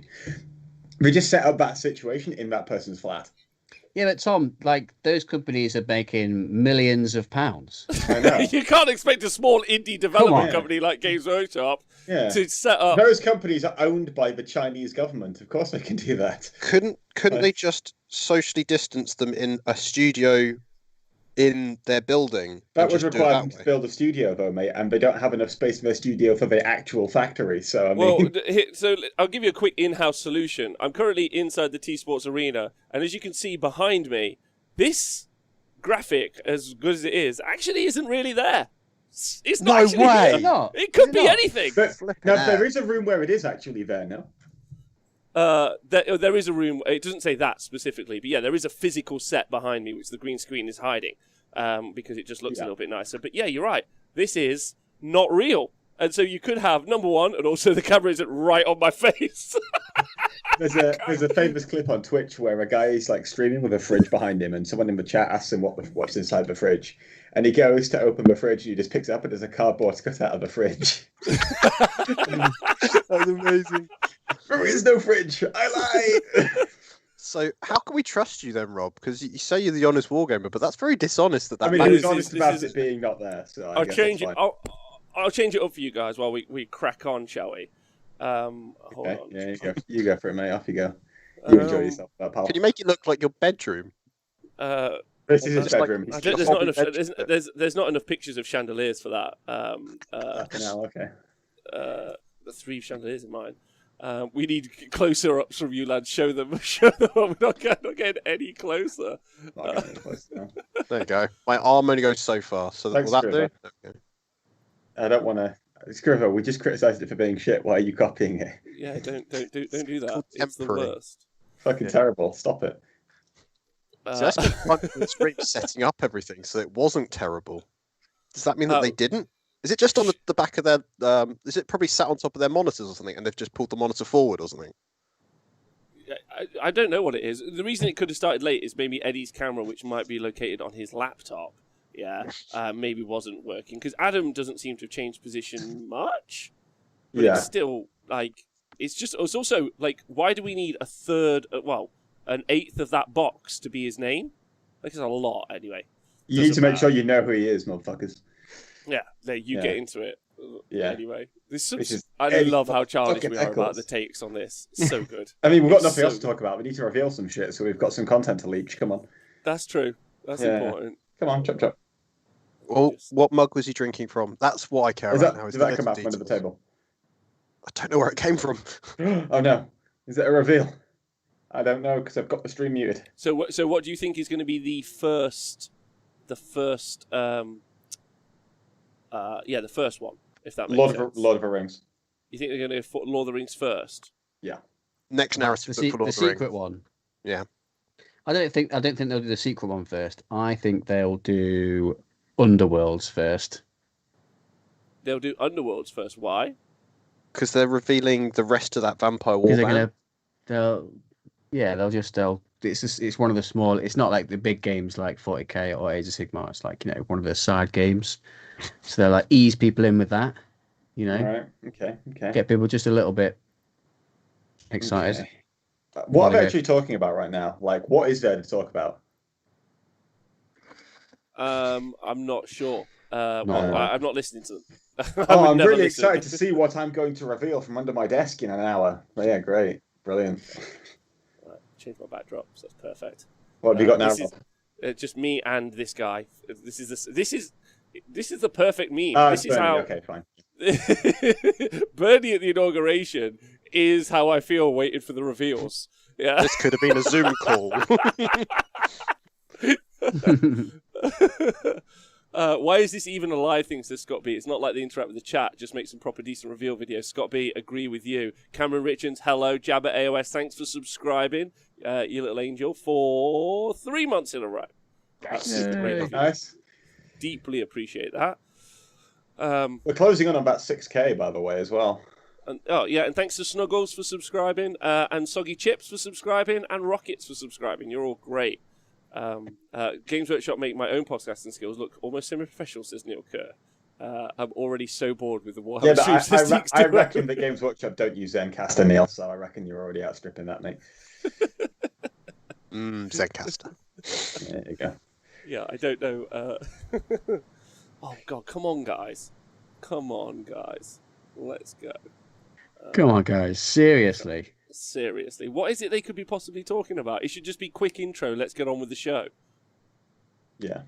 Well, I mean, our entire thing is basically the quick intro at this point because we're not revealing anything. Haha. Fuckers. We don't.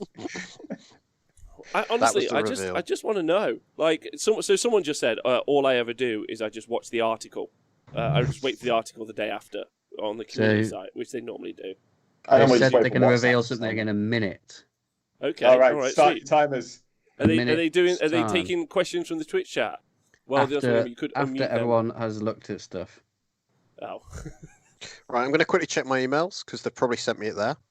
Yeah, that's a good point, actually. Let's go. I've got I big don't know if they news. will. Watch I'm it not live. joking. Let's go. I was kind of hoping it would be the announcement of AOS 3, but probably not, with Broken Realm still to come. Okay, they've given us some There you go. holograms of these. Silhouettes. That looks stupid, but it looks like a space marine. That's definitely got a heavy bolter, so that's definitely a space marine. It's got a really thin arm with the hand, though, that's holding the sword. It's a fight, mate. I don't. I love Fantastic Guy. Fantastic's like, Adam said the first reveal will be awesome. I don't like being told if the reveal is going to be good or not. I'll decide. Yeah? Yeah. Like, I'll decide. Stop telling me how to think, Games Workshop. But it's really getting into the spirit of this show, isn't he? Are they the thought police now? Yeah. Oh, here we go. Scotty Oh. Hugh, thanks for subscribing. Okay, let's take it in. Oh, Alright, Warhammer 40,000. Oh, Oh, I'm behind you guys, it seems. Oh, this is cool. Still- some This sort is of It's cool. visuals. Sisters of Battle. This is really good. Like that. Thanks, Harry26, for subscribing. Oh, this is the stained glass thing. Yeah. Yeah, It's She nice. got headphones on. The Bolter girl. being attacked by chaos. She's Yeah, very she's got British, headphones on. lady. There is the headphones. Interesting. Oh, that's the model. That's a Is model. it a Grey That's Knight? gonna Is be it the model. going to be like a is it- Nemesis Dread Knight? Nemesis Dread Knight thing. But for Sisters of Battle? Oh, into no. that. I'm into that. Oh, no. Here we So go. it's a model. Yeah! Look Oh, at yeah. these And she's swole holding ladies. a... Oh, Oh, they're like That's- Terminator size ones as well. that's the thing that you saw with the heavy bolter thing. That's cool. That's awesome. I like those. They look awesome. Yeah. Oh, They look great. Those They're, look they're they not good. they're not dreadnoughts. I really No. like what they've done with so that's the their legs as version well, of though. Terminators. That looks really cool. So those are 3 wound Sisters of Battle then, right? The chat saying, "Oh, that looks really silly." Yeah, it does. It's great. I I love love it. I love how silly. Oh, But no. didn't the Sister Battle book just come out? Or no, it looked out long. A year and a further- half. It's not. Oh it's wait, not I as can't bad wait as for them to Lumineth. react. Right, it's here it comes. All right, Eddie hold on. almost smiled. Eddie almost smiled. He did almost smile. He did almost Prayers smile. are being answered. Oh God. So what That's did pretty you all cringe, think? That's the I question. liked What the did you all video. think? I really liked that video. It showed up on models, so people who like that, but it also gave you that kind of story about. I mean, it wasn't anything specific about what they do, but the kind of I don't know, the idea was there, right? You know what I mean? It wasn't like, oh, progress. just steal the cops, here's what they do. They come out the fucking, like, they're leading insurrections and shit. Whereas this one was just, they are killing chaos shit. I'd like to know a little bit more about them. But apart from that, no, it's really good. So it's like Ripley. It's like Ripley in Alien, right? Mm. Yeah. I mean, they look. Yeah. They look. So okay, let's break it down. Let's not like there's gut reaction. Then let's look through the detail. They've got really lithe legs. Okay. Well, it's like so, what's weird is so their legs are in the thing, but then their arms are out. I feel like that's better than the grown-up one, though, where their legs are just kind of dangling underneath them. Yeah, it's not a baby carrier. Yeah. It's a weird, almost like a hard suit, but not quite. It feels like a proper mech, you know what I mean? Yeah. It's augmented rather than being just in a suit. Yeah. It's like some Gurren Lagann, I don't know, levels. But it's so are their arms outside of the suit? Yeah, their arms are out. So then, how would you control both sets of arms? Have they? Oh, I can see in here. They have like little joystick things. Yeah. So yeah, they've got like kind of just like Ripley does in her mech thing. Yeah, the models or the Matrix ones, She might be wide in as well. They often like to do that, don't they? Like, here's my thing. I actually really like the legs. They really like fit the genre. I think it's really good. They don't look sleek, which is what they needed to really avoid, isn't it? Because that's the towel thing. They're both sleek and bulky, though. You know what I mean? That's what. It looks like something added to them, but not like crazy. Like Like what are the stupid suits that the Marines have got? The Centurions. Centurions. It doesn't look like that where they've gone, here's a Terminator, we'll put an armor These are so much shell nicer around them. Centurions, Yeah. man. But it really does fit the aesthetic of the army. I really like it, and it's good. You know what? I agree with Zangor Jack in the chat. He says it's real dumb. Real dumb. They're not wearing a helmet. So I've just started a poll in the chat. Everyone, I've just started a poll in the chat. Do you like the new models or do you not like the new models? Have your say now. So it's Darren. It's stupid, but I love it. That's 40k. 40k is a bit dumb. That's the whole point. Yeah. If they really want to fight a battle, they're not going to send people down to shoot guns at people and hit them with sticks. They're going to bomb the place. Goonhammer, Mr. Kapowski, and Kirillov all on Twitter just basically had exactly the same take as me. Grimwolf, thank you for subscribing and joining the gang. Big love to you, and also to Harry266. If the model rolls an unmodified 1 when making a melee attack, the model falls on its back. Roll a 5 up to get up, and the model stand back up. Add 1 to the dice roll for each friendly model within 3. Gorka Walker loves them. Hermanista says it's dumb, but 40k dumb. They're cool, but I have no interest in owning any. I'd love to play against them, though, says JBM. I think that's a great. Speckle says, get away from her, you bitch. Yeah, because it's just a Ripley knockoff, right? It's like 100% Ripley knockoff. The model fails the second Ed gas grenade check. She's going to get virused. Isn't this the first entirely new Sisters thing since, like, their relaunch? They had like a variation of things like the Seraphim, but there's never been in their relaunch. There wasn't anything that was particularly like this is a completely new thing. Yeah, I know what you mean. Yeah, Dan Brook, correct. Games Wokshop do like to rip off of the franchises, although they don't like it when they get ripped off. Another sort of suggestion: it looks like they have a multi-melter. They have a close combat weapon, and then it looks above they have another 2 multi-melters built into the shoulder pads, right? Above the head. That sounds like it could be broken. So that is 4 multi-melter, or 6 multi-melter shots that you're going to be getting out of that guy, ladies, right? So that's pretty prodigious, and I assume you can take them in units, or maybe it might be a heavy flamer on the top. It's 2 flamers, so 2 flamers on the top, multi-melter, or is it a flamer? Does everyone think it's a flamer? Or no, that's a multi-melter there. But you probably will be able to have flamer as well on that one. Yeah. Okay. Yeah. All right.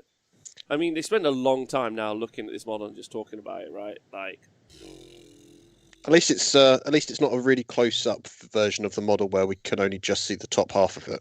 Oh, so you can take heavy bolter on the arm. Thanks very much to Datcom for listening in. Which is extra funny, seeing they have no helmets on. That hair is going to get crispy. Yeah. There's probably a helmeted version as well, because they did that on all the Sisters infantry, that just no one bothers. Yes. Yeah, I think in the one of them did have a helmet. So they said you can take a multi-motor, flamer, or heavy bolter. Nemesis Dread Light. Captain Brian Blood. I like that. Nemesis. Oh, Potter tries to paint. Thanks for subscribing. Thanks to everyone who subscribed today. You guys are brilliant. Really appreciate that. Are they going to be fast attack or heavy support, do you think? See, if I'm honest with you, John, Fast, I know reckon. so little about the Sisters of Battle actual army. Like, I was never into 40k when, like, I was never there to lament their loss, if that makes sense. Yeah, or them not getting updated. And I was not really on the hype train when they got updated. Like, because they just kind of look like more Marines to me. Do you know what I mean? But at least it's a cool looking different model, which is nice. Like, Yeah. how do the sisters' feet fit when the robot knees bends? Does it not crush the sister's foot? Great question. How does maybe they like sit just right above their feet, like exist right above the knee, if that makes sense. Nemi sister is also good. That is a good question though, because I mean, where it got to the knee didn't look like it was long enough for them to have their legs fully extended in there. So Yeah. I think that's a really good question. How the well, fuck do they? Go on, Nick. Sorry, carry on. No, I was just saying the question again. How the fuck do their ankles not snap when they're moving around? No idea. But not not well is the answer. I'm going to just quickly check on our poll, see how it's going. Just gonna They view did those. have that issue as well, Nikos, with the resculpt of Shadow Sun, that her anatomy physically, like her legs wouldn't have worked in the suit. So they don't always Yeah. seem to consider the anatomy, I've found. And they all remember that Terminator. Oh, I gotcha. remember, That's I remember the seeing a librarian? picture on Twitter. Yeah, it was a Terminator just like- librarian, and someone like did an artist impression of what his skeleton looks like under there, and it was like, yeah, it was really odd. Like his head was coming out of his chest or something. So the official poll on this model is, I'm just going to end the poll now, that do you like the new Sister Battle model? Yes, by 54% to 46%. So not like overwhelming. The Dreadwoods, though, did contribute 22,000 channel points to that. So he very much was excited about that being a yes.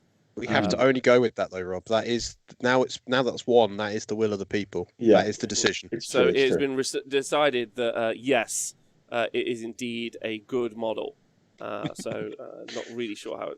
I honestly don't care. Is my feelings on it, because it's more Sisters of Battle, and I already am not really So- into the faction. They're like, okay, Someone- whatever. Someone's made a point on this. Where do her feet go? Oh, here we go. Oh, we're revealing something else. Okay. Something else, or it's the same thing No. again. Don't they do that thing where they play the same thing again? Possibly, yeah. Yeah. Oh, no, this is something new. This might be Kill Team. That Oh, looks it's like a Necron. That's the Ne- Dawn yeah. of War art for the Necron Lord. So is Yeah. this? This looks really 2007. bad. Like, it's a flayed one. Yeah. So this is the kill team starter set, I predict. Okay. Okay, played one. Yeah, we've seen that. It's a different version of. Oh, there's an awesome. yeah, that Chronomancer. Necron guy looks great. We've seen that before, right? Oh, have we? Yeah, we've seen a couple of different sculpts for them, haven't we? Heavy Intercessors. Can you even get those yet? No, I had a feeling that would be the battle box for basic kill team, forcing people to buy kill team. And Another that's the dude with a Chronomancer, sword. isn't it? A Space Marine. Okay, Flayed That's one the looks heavy- good. Flayed one looks good. That guy looks good. The Chronomancer. Heavy Intercessors look fine. Generic another rock Space feet Marine over guy. the top of it. Yeah, here's a spinny thing. Oh, that's the captain in Gravis armor that they have in the book that no one ever realised that they hadn't released. Some of that Does no one Necron care? terrain looks cool, though. Yeah, Yeah. the terrain looks nice, but it also looks really small. Yeah. Like, Is it an you can have that on a indoor board game? You know what I mean? Yeah, that's an indoor one.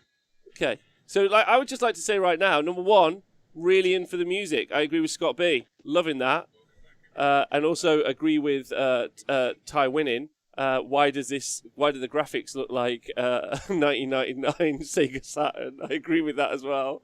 Hey, it's the box set. Call me shocked. I don't care about more Marines, so I'm just gonna say that out loud. Although the Chronomancer looks awesome. What do you guys think? I think the Chronos looks good. I mean, the legs look like it's going to break in Manchester Airport every time it goes through there, but apart from that, yeah, great. Oh, that's good. Sircon, holy shit, this was not needed to be previewed on live stream. I agree. But it's a product. We must show product.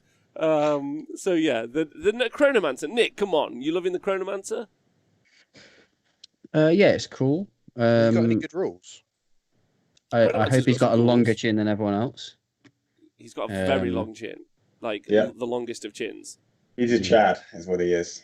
It's like he's Necron Rubik's Cube champion. Yeah. But like we've seen, I'm sure we've seen it before, that, haven't we? So, what's the reveal? Is it just what is it? So it's a kill team. So it's a kill team specific terrain set. So it's the Necron starter terrain. So it's Yeah, internal so- Necron terrain. Can we talk about the terrain? It's 48 times Necron terrain, apparently, but it looks tiny, like tiny. Yeah, it's just like little shit. barrels and stuff. It looks like Like it looked good on walls. my shelf though for my Necrons. You know. It would look good, maybe, like if you were using it for some basing, Yeah, Yeah. 100%. like because it On looks display. tiny. Yeah. It Mate, looks display really... boards. And Huh? there's some doors. Some of Display the boards. doors. Bud. Yeah, but it's tiny. It's tiny Could- stuff. I wonder if you could convert one of those on like the front of your monolith or something. Huh? You know how the monolith has that like portal on the front of it? I wonder if you could convert the Necron terrain from this into that. Yeah, it's just That could Like- be cool. yeah. I'm trying to have an opinion on it other than like whatever. Like the terrain's small. There's Marines I've seen, and then there's Necrons I've seen. Because Flame Although ones are that already a said- thing, right? We have Yeah. seen the heavy intercessors. Yeah. We've just Yeah. been waiting for them. Yeah, And yeah. this is them pushing Kill Team to be an arena game again. So the initial terrain issues they had with it, they've then pushed it into being a board game. So this doesn't surprise me.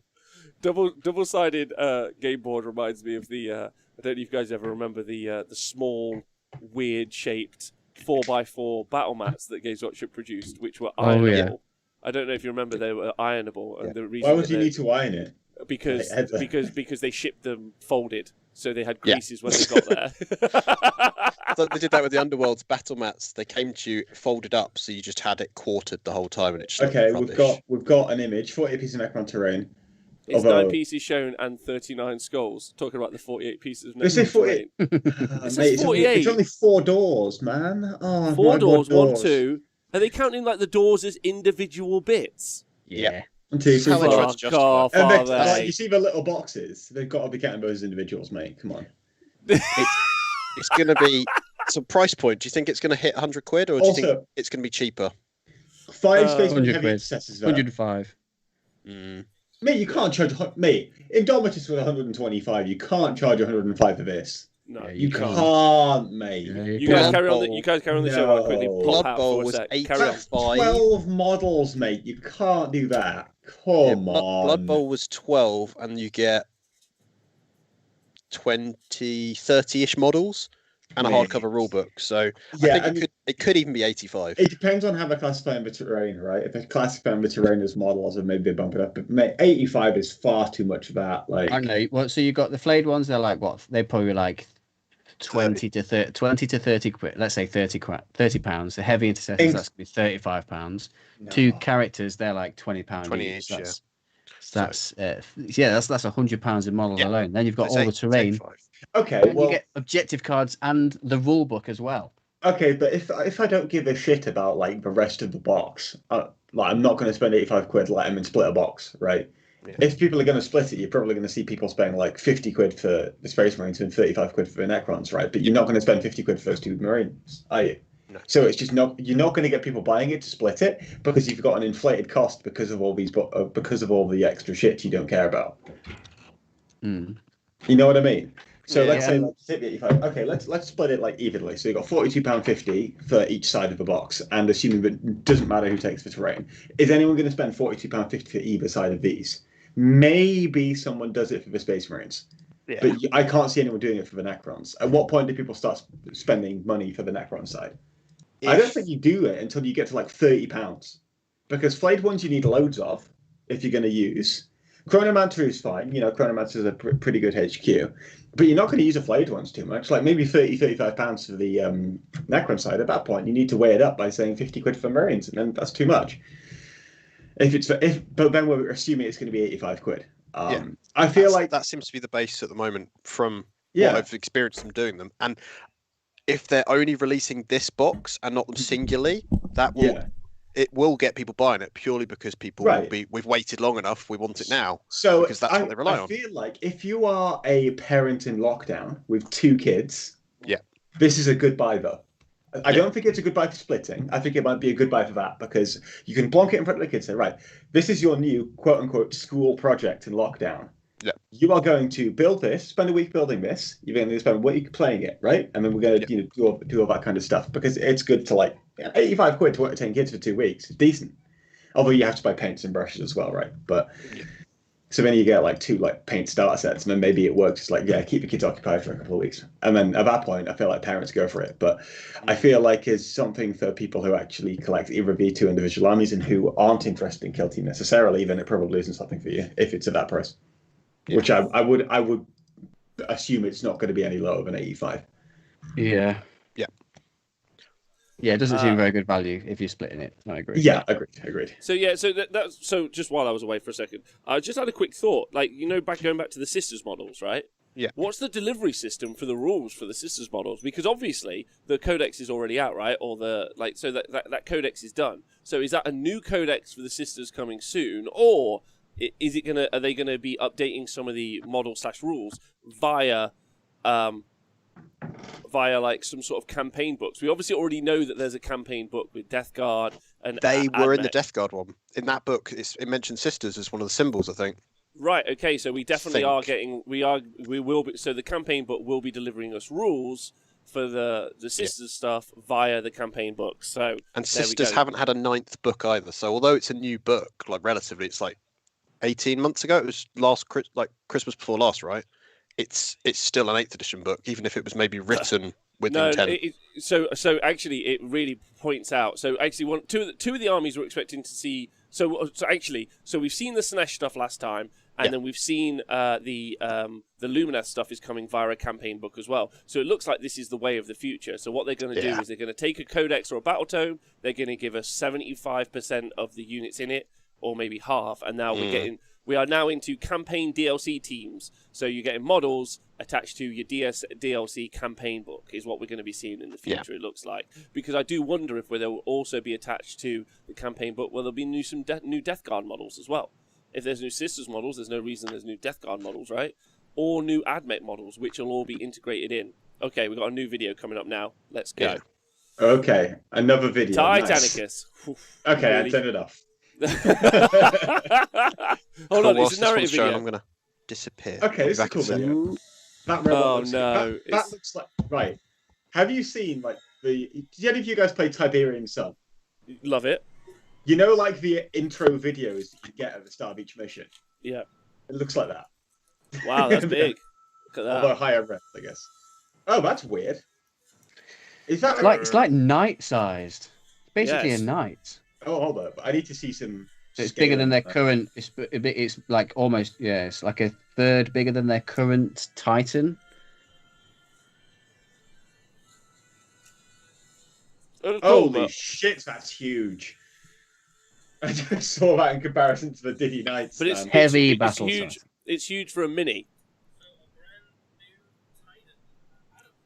What Wait, happened is to there- Adam's face? Why did you say red? Is there some feedback coming through? Someone on their. Oh yeah, it's mine. website? It's mine. Sorry. Oh, it's yours. Sorry, I thought it was coming through Adam.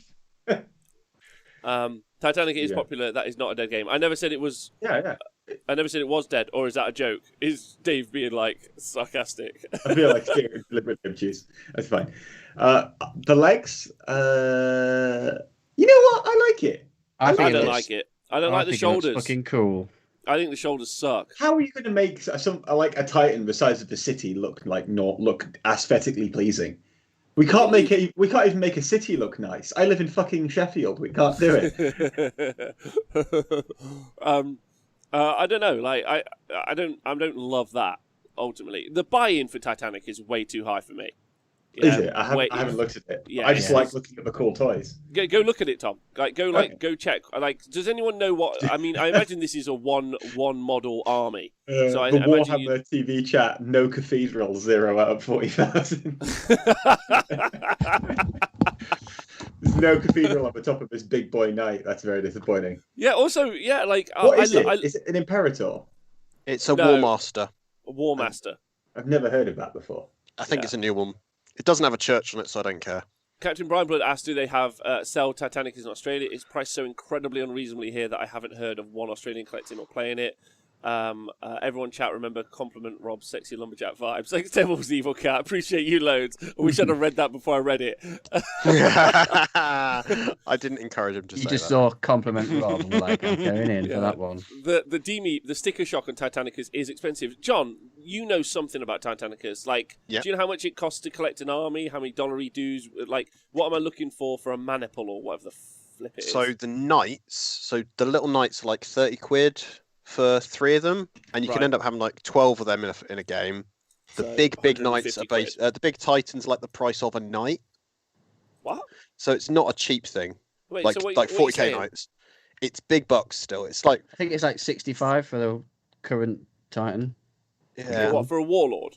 yeah. And then Yeah, the yeah. books are 30 quid a pop, and they've got all the rules. Each time they do a wave, it's a new hardcover rule book. So I think they're 4 books in now. And then there's the terrain's obviously a different scale. So you could easily spend 300 quid on an army without even blinking an eye. So it's the same sort of pricing. Wow, a Titanicus warlord in Australia is $180. Nah. Yeah, Nah. that feels Hey, disappointing. Rob, could you 3D print this? No, You could 3D can't print 3D you something- can't 3D print something any similar. Games Workshop's IP. It's illegal. No, you know what I mean. But you know something that like a similar scale model, 100%, like, with this Tom. kind of detail. 100%. Yeah, not You could obviously. absolutely, Yeah. could absolutely do that. Yeah. So you can make Circon, our own- it's not, so basically Circon, make it's our not own really. game. It's not really the conversation about pricing is more like, for me. So Lord of the Rings feels like I think getting into Lord of the Rings is probably just as expensive as getting into Titanicus, but I feel like you're getting into a richer and deeper game. Yeah, it's definitely a good game. A little bit Titanicus- cheaper, I'd say, out of the two. Oh, maybe it's Marginally. cheaper as well. Yeah, I'm not sure. yeah. What I'm just more referencing is that I feel like it's not a great way into, like, it's a big markup. I feel like it's money taken out of the community, the 40k community, more than it is something to get new people in, like Kill Team or Underworlds. Like Underworlds is a good example of like a side game, or Necromunda even, like of a side game that probably is just as expensive to get into. However, I feel like it's like a pathway in. Titanicus feels like an addition on, if that makes sense. Yeah, it definitely does. And But so you I might just get can't- you might get those people who don't play 40k but still play that, because I've seen like people who play like more like Blood Bowl and board game style. 'Cause they're Skirmish like that- games. They're like that bigger scale battle. Yeah, Titanicus is a 30k crowd, says Dave Fraser. Yeah, I can understand that. And as someone like who loves Imperial Knights or Knights generally, I do like their narrative. I think after a certain point it gets... Do I think it gets ludicrous? Maybe. I feel like it. Like, I quite like, like regular Knights, just like out-and-out regular Knights. There's one dude in there, he's like trying to be a like heraldic guy, and I do like the war machine element of it, but after a certain amount of time it's like, meh. What about if they eventually push Titanicus into involving the other races? Would you guys be excited about that? Hells yeah. Probably not. Like Depends on the time, because it's heresy period, right? Yeah. So it depends. Well, the Eldar still exist. Orcs still exist. Yeah, but I already have 2 Stompers. I don't need any more. We had enough I've got now. an epic orc army already, so I don't need it. Oh dear. Sorry. Okay. Yeah. Oh, look, another book. I really no. want to run the numbers on how many books they released last year, because they were loving books. Yeah. If they merge Titanicus, Aeronautica, you end up doing some epic. I do feel like that's their plan, right? But not sure if that's actually... We're what like we're gonna see. Batman versus Superman crossover. Yeah. Yeah. Modern Games Workshop epic models, though, would be amazing, says Ripples. Yeah, Yeah, carry 100%. on. Yeah. And that is how the original Titanicus, so 1989, 1990, that started as just this, and then it became Space Marine, which was the precursor of Epic. So they're probably following that same footprint, blueprint. Does mean they get to sell more books in the future. They love selling a good book. Yeah. Just not in the future. They were just straight undercutting their future earnings to fuck everyone over in the future. They're In going the to make past, time in machines the to go present back even, and sell us another book. Yeah. Homeless says in the Epic Adeptus Titanicus community, you can get pretty much everything from the 40k range in Adeptus Titanicus scale in the 3D community already. So that's an interesting kind of take on that element as well. I mean, I don't really have much to say. I don't want to poo-poo on people that play it because obviously I don't have much to throw into it. I mean, it's exciting for people who are into it. They must be like frothy at the bit to own their mini giant. I guess. I don't know. I think, yeah, it's just not for me. I think ultimately. That's fair. It's not for me either, really. I just don't have time for it's not that I don't have time for another game. It's just that if I do, I want to be actually massively into the setting, because if you're playing something that isn't like Age of Sigmar or 40k, there are communities out there for you to play in, but I just don't know about them, right? Yeah. So I need to be comfortable in just having it for myself rather than it being necessarily something. Well, I think that's the thing, right? If you and your 4 mates have got into Titanicus, you're like, do you guys want to do Titanicus? Yeah, you guys must be like loving it. Like, oh yeah, this is awesome. You're super into it, but we're in communities that play Age of Sigmar or 40k. Yeah. And other people in this community do that as well, but I would have to go and find someone. My friend James was telling me the other day that he would take me through some Adeptus Titanicus. Oh, that's cool, because then that gives me someone to play with, right? But I'm not going to another country to play Titanicus or anything like that. Yeah. True. No. Yeah. Although it may be a better game because it means Manchester Airport doesn't break all your stuff, because you've actually got some small diddy models you can stick in your own little case that you take through check-in. Yeah. It's a good point. Go on. I was going to say, it's got that same problem that whenever I get excited about something like that, there's always one person at my club that will get into it, and then it'll fizzle out because something big and new and exciting for 40k or Age of Sigmar takes over. So it's always going to have the back seat to a lot of us, because it's time you take away from the core game that you're already heavily monetarily invested into as well. Well, I think it's a palate cleanser game. Every now and then, you can't just play 40k Age of Sigmar all the time. It is nice to have that game to refresh things and play something different. So I would love to play Titanicus, and it's that kind of game, I think, where you just crack it out every now and then for a big epic battle, rather than let's play it every week religiously. See, for something like that, I would want the rules to be fairly simple, though. Yeah. Do you know what I mean? I would want it to be, here we go, let's go, We've got buckle another up, thing, have we? buckle up. It's Age of Sigmar. Oh yes, good. It's. Look. Oh, a new kangaroo. Oh, we've seen this model already. We haven't seen that model. It's just more archers. Please, I was a God, bolt no more thrower there. archers. There was a bolt thrower. Sword masters. Hey, Rob, Martin Orlando is going to be we were jizzing talking his about pants. with the you were talking about all the video of just the models. They've just done that and then put backlighting. Wow, what is that? A kangaroo? Oh my Kangaroo God. archer! Oh my god! Oh my god! Oh What god. the fuck is that? But yeah, lol is the correct response. Lol! I like it. Oh So my the god! elves are getting a Beastman model before Chaos. That's so silly. That is the silliest thing I've seen in a Oh, while. my days. That looks like that's going to give people nightmares to paint as well. Did you see the amount Oh of my god! scrolls and Look stuff? at it! Hey, Look at the. Look at that! Look at the rampant bow crime on display there. That is some man. inspiration from the local community. Why is the arrow underneath his hand? Absolutely. Kangaroo Prime. Reuben God. Hood. Reuben Hood. Reuben Hood. Owen Jackson. Reuben Boing. Hood. Tweet that, please. That gets it. You've got it. Reuben Hood is his name. What's that, Skippy? Tweet that in 5 minutes, otherwise I'll do it.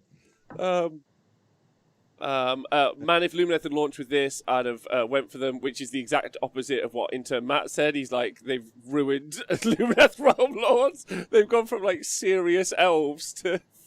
Wait, it might be a fox. Don't get me wrong, because they've got It does look like a kangaroo fox. now. It's got fine. a big fox tail, Can't unsee it. which is Show me what.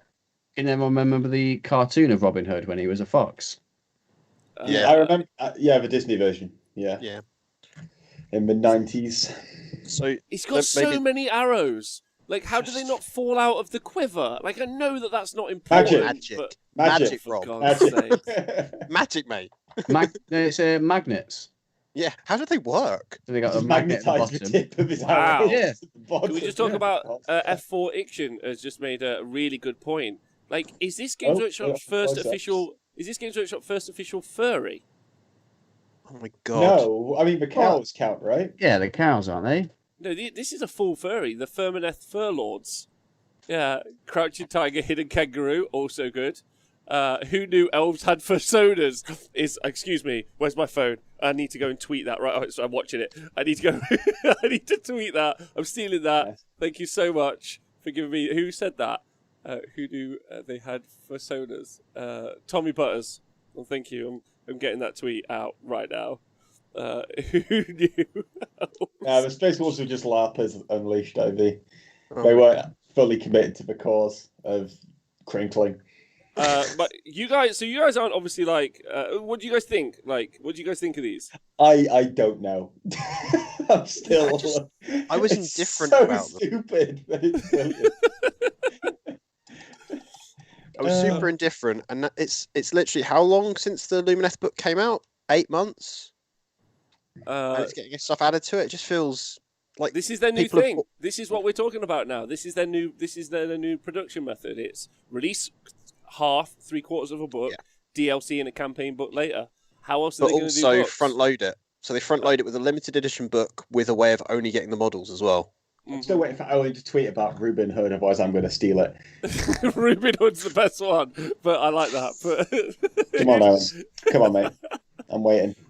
I like this new named hero. It's a new named hero for Lumineth, so it's a special character. Remember when Lumineth were presented as pointy elves? What the fuck happened? Good point, JBM. Did someone watch Lord of the Rings but was like, I really like those elven archers, but what if they were kangaroos? This is a fox. Mate, the joke was stolen from Goonhammer. Finally, they gave my elves a persona 3 minutes ago. Oh, what? Damn it. Oh, well, it's fine. It's ours now. Fuck it. This is what I like about AOS. They go nuts thinking up shit on a bunch of drugs instead of 40k where it's like, oh, Marine has slightly different bolter. I mean, there's a really good conversation, actually, between these two new ranges, right? Or these two new models. You have new Sisters of Battle, right, who are in, like, a Dreadnought sort of body thing, which is, like, it didn't really make any impression on me. And this thing, at least, is wildly unique. Mm-hmm. Yeah. Do you know what I mean? There's the Broken Realms tech list book coming out. So okay. yeah. So what do you guys think? I don't play this game. Born Again Bad Child thinks it's fucking dumb. I mean, a new tech list book is weird. It's weird that we're getting a Broken Realm tech list book. Like, Right. although maybe we're just going to get all of the different elves then. We've obviously had Marathi. Go on. Just make a very quick point before they move on from this still. It looks like they've just taken a generic picture of a Lumineth Realm Lord and photoshopped Teclis's face on it. Yeah, pretty much. You know what I mean with the it's not a artwork? great It just book looks cover. weird how his face is there. Does it feel like that to anybody else or just me? Yeah, maybe. I can I see what you mean, mean. I'm not happy that Teclis has got a Broken Realm book when there's like so many other factions that haven't had updates in ages. Ultimately, like I would Poor really, Alariel. yeah, it's super weird that you're getting this now and you're not getting some other armies, but fine. Models are hilarious, but the books and storyline are excellent. I agree with that. Valrat was saying he'd bring 60 heavy ancestors to SN20 in May, and that's 12 kill team boxes.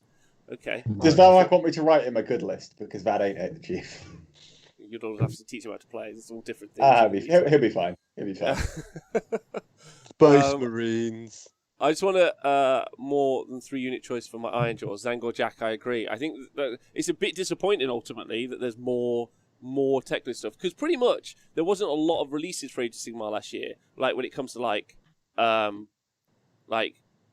of the we didn't get a lot of stuff. You had the Sons of Behemoth, you had Teclis, and then you had KO and Zinch. And so there's like some other books that have not seen for time. I'm not complaining because they'll get Teclis out of the way and there'll be another one. It's just like whatever. Like, and what's he up to? Like, he's just apparently, by the way, he's attacking the guys. He's attacking the Gash. So we'll see. Oh wait, Teclis. Yeah. Teclis is attacking Gash. Okay. Yeah. Right. Fine. Okay. That'll work well. I Do think we I have any accidentally news just on what closed the screen. Nathan thinks of the Fox thing? I'm not sure. Let's. I'll just quickly drop him a voice message and see what he thinks, and then maybe he'll get back to us before the end of the show. We'll see what he says. I'd be annoyed if I was a recent Lumineth Realm Lords person who bought the limited edition box set and book. Yeah. And invested it, and then all of a sudden now there's Lumineth Realm Lords. Yeah. There's another half of the model range. I'd be super salty if I was one of those. Belgrave, is this Broken Realm series like Psychic Awakening? Yes, it is. Where Age of Sigmar 3 gets released at the end. That's absolutely right. Nathan Prescott, everyone in the Twitch chat wants to know what you think of the new kangaroo dude. We'll see. Okay, so we've got some new info on that sister thing. Oh, yeah? It is called the Paragon Warsuit. Ooh. There you go. That's quite cool. And that's it. That's all the new info we got. Oh. They put out. They said they released a tweet saying, "Want to find out about this new Paragon Warsuit?" I clicked on it and it's told me it's called the Paragon Warsuit. It's a Palatine model. No. Right, thanks, Alec. That told me literally nothing. Thanks, morons. So, so thank you to Gamble Farmer for subscribing. Big love to you. First time in the chat. That's fun. I got the impression that Lumineth didn't sell too well. I don't know if the release will fix that, says Xavier. I'm not really sure. I think I know a lot of people that ended up picking them up.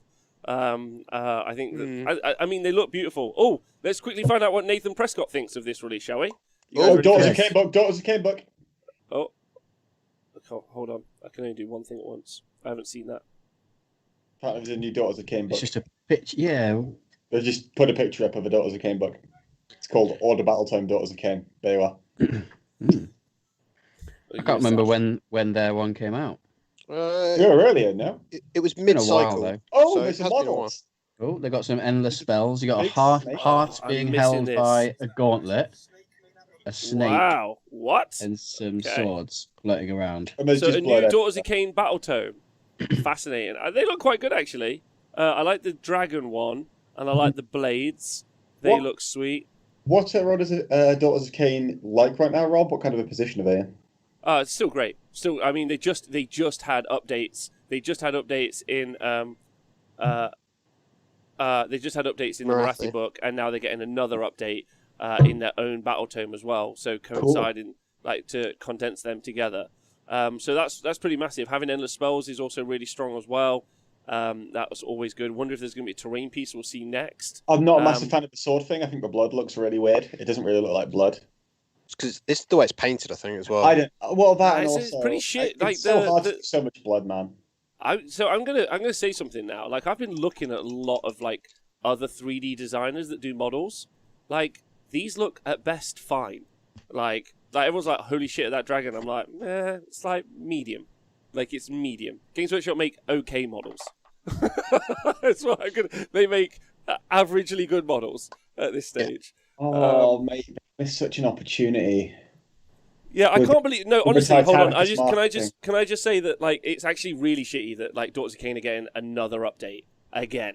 Like there's so many other armies that need an update at this stage. Beast of Chaos, Nighthaunt, they're all there, and it's just more of the same. It's a bit like just meh. There's a new video. Is this them leaning into what's selling? Turn the audio back off. It's Diachasm. Turn it back down. So this is the pirates, the vampires, won't it? Ooh, that vampire looks cool. He looks cool. Man, that guy looks fucking awesome. He looks badass. Shit. Thanks, Diadrin. Wow. What did I do? Yeah, No, all 'cause it's him. all those This is vampires all look him. awesome. Wait, these all look like Diadrin. No, he's in Diachasm. That's him, right? Yes. Yeah, Ennius Course. Goroth the Enforcer is my man. I'm a that guy Goroth with the wings. Enforcer guy. I really like the guy with the Prince staff. Duval. Wings. Oh my Prince, god. yeah, Prince yes. Duval looks good. Yes. Stakes are raised.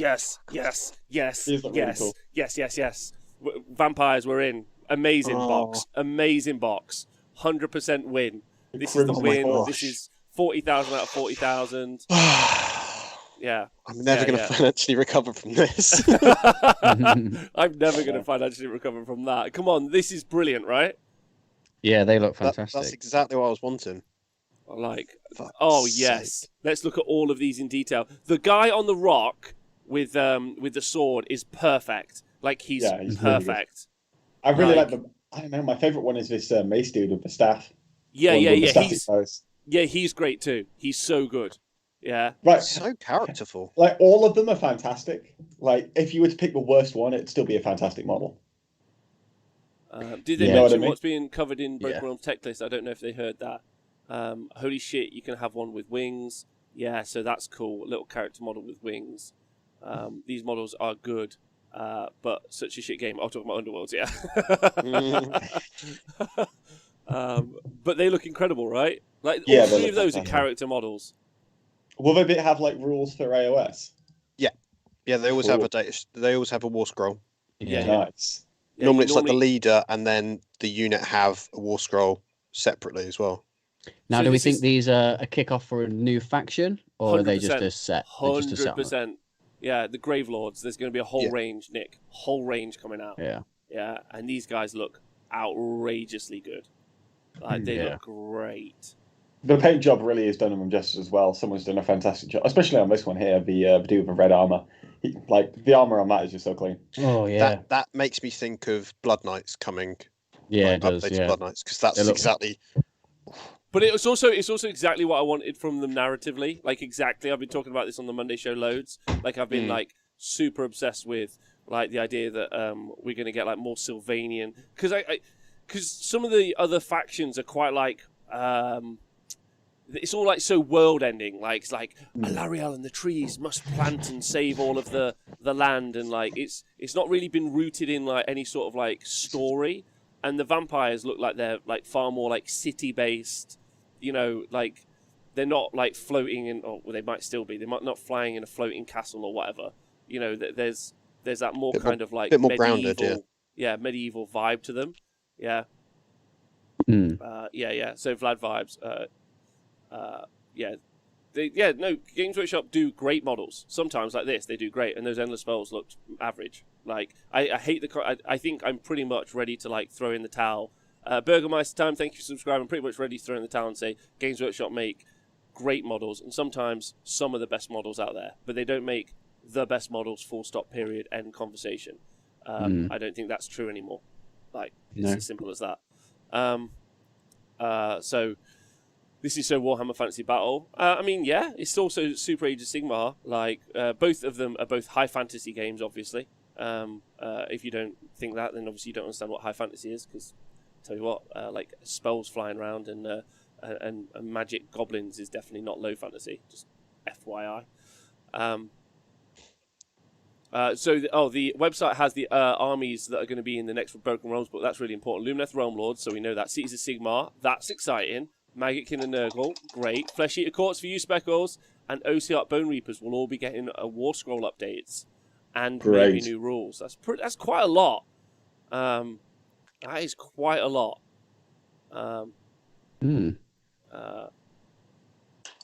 Nice. The Underworld's models are always beautiful, even if you don't use their War Scrolls. I use the leader and my slaves, Lord on foot. Yeah, I think that's one of the things that they use the Underworlds for, is to kind of explore like designing new minis. That guy looks incredible. He looks so good, Rob. and also they've done such a good paint job on him. Yeah. Rob, you play AOS. Which one of those are you really looking out for? Do you feel like it could be a bit of like with Ocearch Bone Reapers getting an update here? Do you think that could push them a little bit too far? Or do you feel like it's the potential to rein them back in? I don't really know how these data slates work with these new expansions. So OCRs are already in a good place. Data sheet changes would be interesting. The Mortek Crawler probably could have, like, it probably could be looked at. And when I say looked at, I understand its place inside the army for all the competitive gamers out there who understand what I'm saying as well. But it could be looked at because it effectively makes Gits non-existent, and it's a bit sad that one unit is like so good. Flesh Eater Courts are really good at the minute, and always have been. They've never they're in the fat middle towards the top end. Lumineth are in the top end of competitive armies. Maggotkin are in the top end, but mainly because of like points reductions on Blight Kings.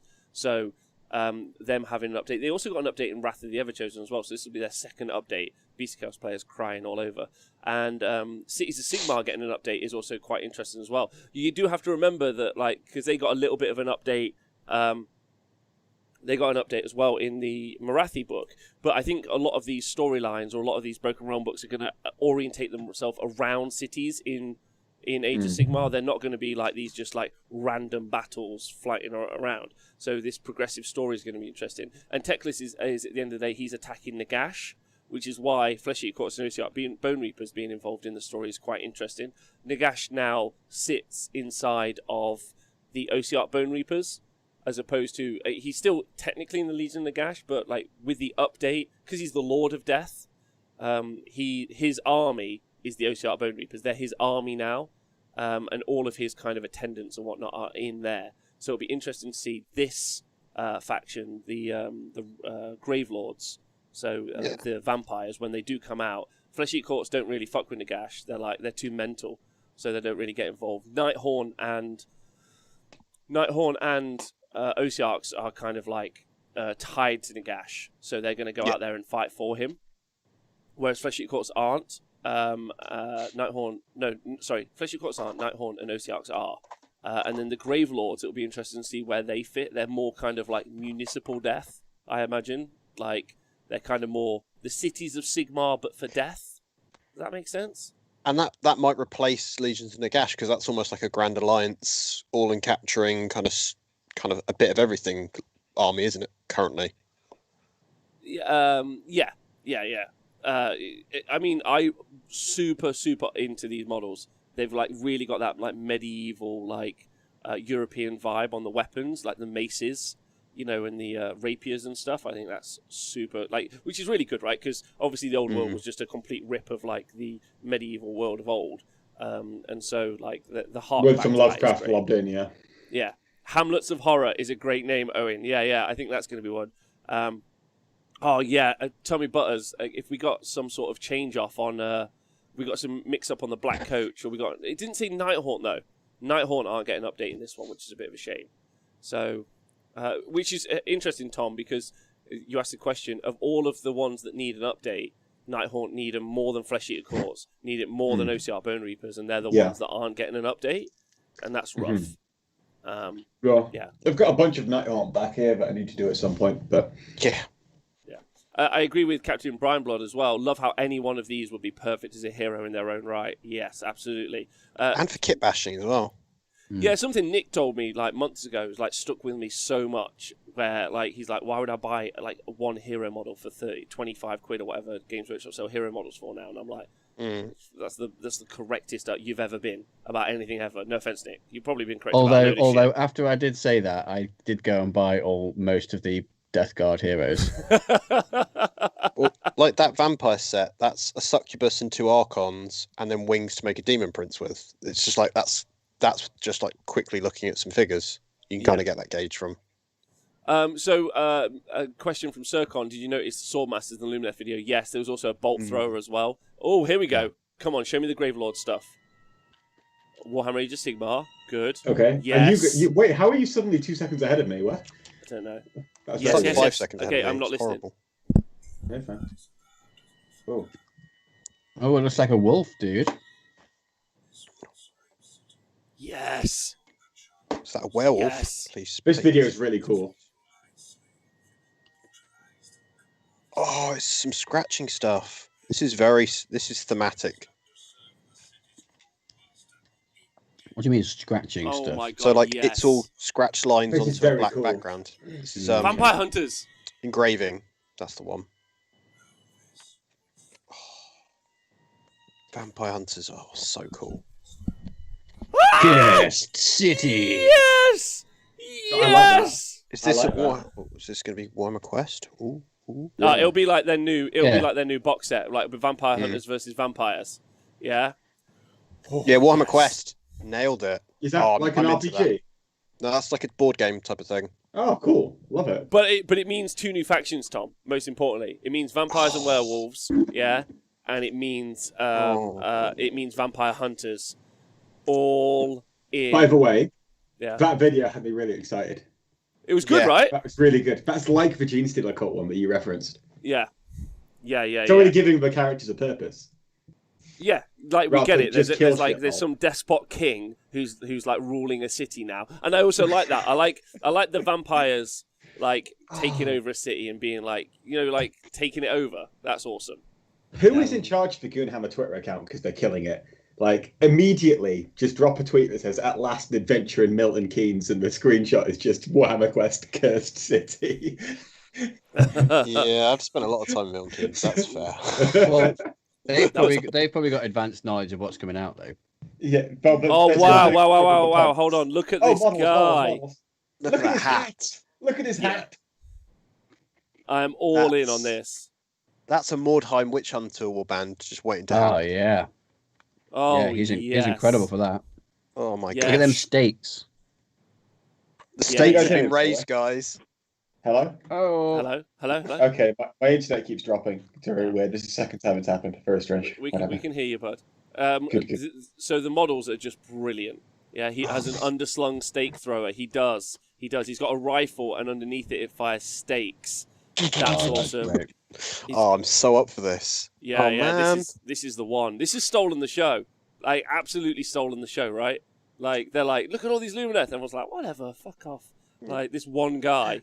I love his Goddamn hat. Look at his hat. kangaroos. It's ridiculous. Oh, What is his hat defending him from? Not rain. magic. Like, what is that there for? It's defending him from looking silly, Rob. he Someone in the looked at a chat earlier picture of said, a "Fuck me." necromancer with a hat. Yeah. Someone earlier in the chat said, fuck me up, werewolf daddies, and I couldn't agree with you more. Like, I want to be absolutely dominated by the vampires and also the vampire hunters. I love that they might release 2 factions now. Like, I'm not saying that that's definitely true, but I like that they might do... Well, I mean, this is definitely... I know this is Warhammer Quest, but I would like that if there's an update, or maybe all the cities of Sigmar get, like, a vampire They can hunter access them. guild, Yeah. or, you know, like, something like that. That would be Allies, really like have them as things you can just bring into your army situationally. Yeah, that would be cool. Like, they just get bonuses versus vampires or something. The longsword is really good. I agree with you, absolutely. I like the hammer. I love the hammer. The hammer's such a vibe. where you're Hammering just the gonna- point home entirely. Love it or hate them, but AOS is getting all the design space, where 40k is playing it way too safe. Interesting. That's an interesting kind of take. Isn't that because as an aesthetic, there is no defined rigid like thing where they've like 40k cannot improve, and when they do improve stuff, it's like here's this new thing from Mars, and everyone just goes, ugh. What's this? They're like, we could just do what we want, and it's just You could it's do that with 40k freedom. as well. I think they're just scared to though, because it's so kind of rigid now in certain respects. Yeah. Just why we got Primaris like intercessors that are just big space marines. Yeah, so There's nothing new. the benefit to Age of Sigmar of having really all over the place and very loose narrative is that you can do whatever the fuck you want with the design space and models. Yeah. But Does mean you end up with but it kangaroos. does. But yeah, Oh, wow. Look at this Ooh. guy. Fuck. Gravedigger. Also, the other thing to talk about with this, and I don't know if you guys agree, but this is very not... It's clean. It's a clean paint job, don't get me wrong. But it's a lot more of that realism than the cartoony vibe that we see sometimes from the paint jobs. Oh, Like like it's- the great, like the spade thing he's holding's got some actual obvious weathering to it. Well, That's yeah, not normal for them. That's different. It's Yeah. clean, but there is some kind of grime to it still. yeah, it's a very different attack of the paint job, I would say. Normally you would end up with like much brighter colors, even on like a darker model. But like super dark, and they look great. See, this is what I mean about the Games Workshop make great models. Like, they make great models, don't get me wrong, but they don't always make great models. The end of spells are like whatever. I think they look shit. But these, and also not, I don't care about the Sisters model. Maybe it's great technically or whatever. But this looks great technically. I don't know about what you guys think, but I think this is really Yeah, it good. looks really nice. There's Yeah. The killer rival, disease, like, rival in dealer the in the model. chat's just said this is just Zombicide. So it's almost like they've kind of gone right. It didn't work in 40k with Rogue Trader, so let's do it properly in Age of Sigmar. No, I think this is very Mordheim. I think they're channeling Mordheim here. Obviously, it's Cursed City, and Mordheim was City of the Damned. And they had like Witch Hunter warband, Undead warbands. Sisters of Sigmar. This kind of dark aesthetic. So I definitely think this is like they're revisiting Mordheim imagery with this. Would you like thatched roofs and like the kind of Tudor style buildings and stuff? Because that was the aesthetic I loved about it. Yeah, super Silent Hill vibes. That's a good one as well. Dark Souls, another Del good. Toro. Yeah. It's very Darkest Dungeons. There's Zangle Jack. They said that the Vampire Hunter stakes are from ashby trees, so they burn when they stake undead. That's cool. I feel like this has been a really good reveal overall because it's not like we've got anything like massive, but at the same time, it doesn't feel like we're just waiting for the next reveal to come, right? It feels like all of them soak it in. I can actually talk about it, and it's been somewhat interesting rather than just here's a dud. Well, we've got to burn 15 minutes now. Yeah, there's been loads of really good stuff here.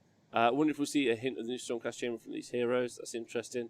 The Mouth of Sauron vibes going off from there. Yeah. Good AOS shit is popping off. Yeah, we're getting loads of good stuff. Well, it makes sense, right? Because we're AOS Universe is hard carrying this reveal. Did they show 40k stuff? The AOS stuff is actually cool, but I don't actually play AOS. They did show off some new Sister Battle dreadnoughts that you can see on. They showed off some kill team stuff, and that was about it, really. Yeah. Is this going to be a zombie hero in AOS? There's a new death range coming out from Games Workshop as well, with 8 or so sculpts. Not 8 or so sculpts. I don't know how many sculpts there are. Sorry, 8 or so sculpts is referencing the Lumineth Realm Lords release. I think I'm all in on them. Like, yeah, I don't much care for the Lumineth stuff, but I am all in for the death stuff, especially if they like base it in cities and you've got that vibe. I think that's really unique, right? 100%. Do we know if we're getting more, by the way? We don't. Maybe we're not sure. Yeah. Right, we're waiting. Let's tick off what did we have? So on their preview we've had the 40k we haven't seen Lord of the one. Rings. We haven't seen any Lord of the Rings. Oh, yeah. Was that potentially the last game that they were? I think this is the new game. Was that the new game? I think so because Warhammer Quest. There wasn't Warhammer Quest listed, was there? So okay, that's fine. Cool. Oh, okay. There might be more though, okay. but I can't help but notice that they're not actually showing many new models. I mean, it's because I think we're super far away from these releases. There's a Sinesh whole range to release, which we haven't seen yet. They're still not released all of the Marine stuff that we're waiting to see. There's the Lumineth stuff and Techlist book way before we end up with these Gravelords of Warhammer Quest, which I expect to be like around the summertime. So like, there's a lot of stuff actually. This is really firing me into a full fanboy mode. Says Hippoflossamus. I'm all in on Death now. Finally decided my second army. I mean, it looks beautiful so far, and I like the aesthetic. I think the aesthetic has stolen the show, right? With at least the Rue Archer has given us some like sweet jokes. And maybe they're showing us less because at the moment we're having every 2 weeks a release, so they are literally having to half what they'd want to show us just because it's coming out slower. I just think that we've talked about this before on the show, haven't we? But their release schedule's a bit fucked, isn't it? Really. Yeah. So it's better to not overshare now, I imagine. If they're that behind. No halflings, so I'm not wasting my time with these flings. Fair enough. Bless him. Sinesh and Daughters of Cain are confirmed apparently for February. Apparently. Oh wow. So that would be that's a pretty big set of stuff. But the Daughters of Cain stuff doesn't have any new models apart from the spells. So it's just book and models. Off you go. Scribbo, do we know if the next book is definitely Dark Angels for 40k? By the way. Not officially. It's Drakari and that are the next two lined up. It was meant to be the one that was out in January. And so we need the reboxing. So when they do the new book, they rebox everything.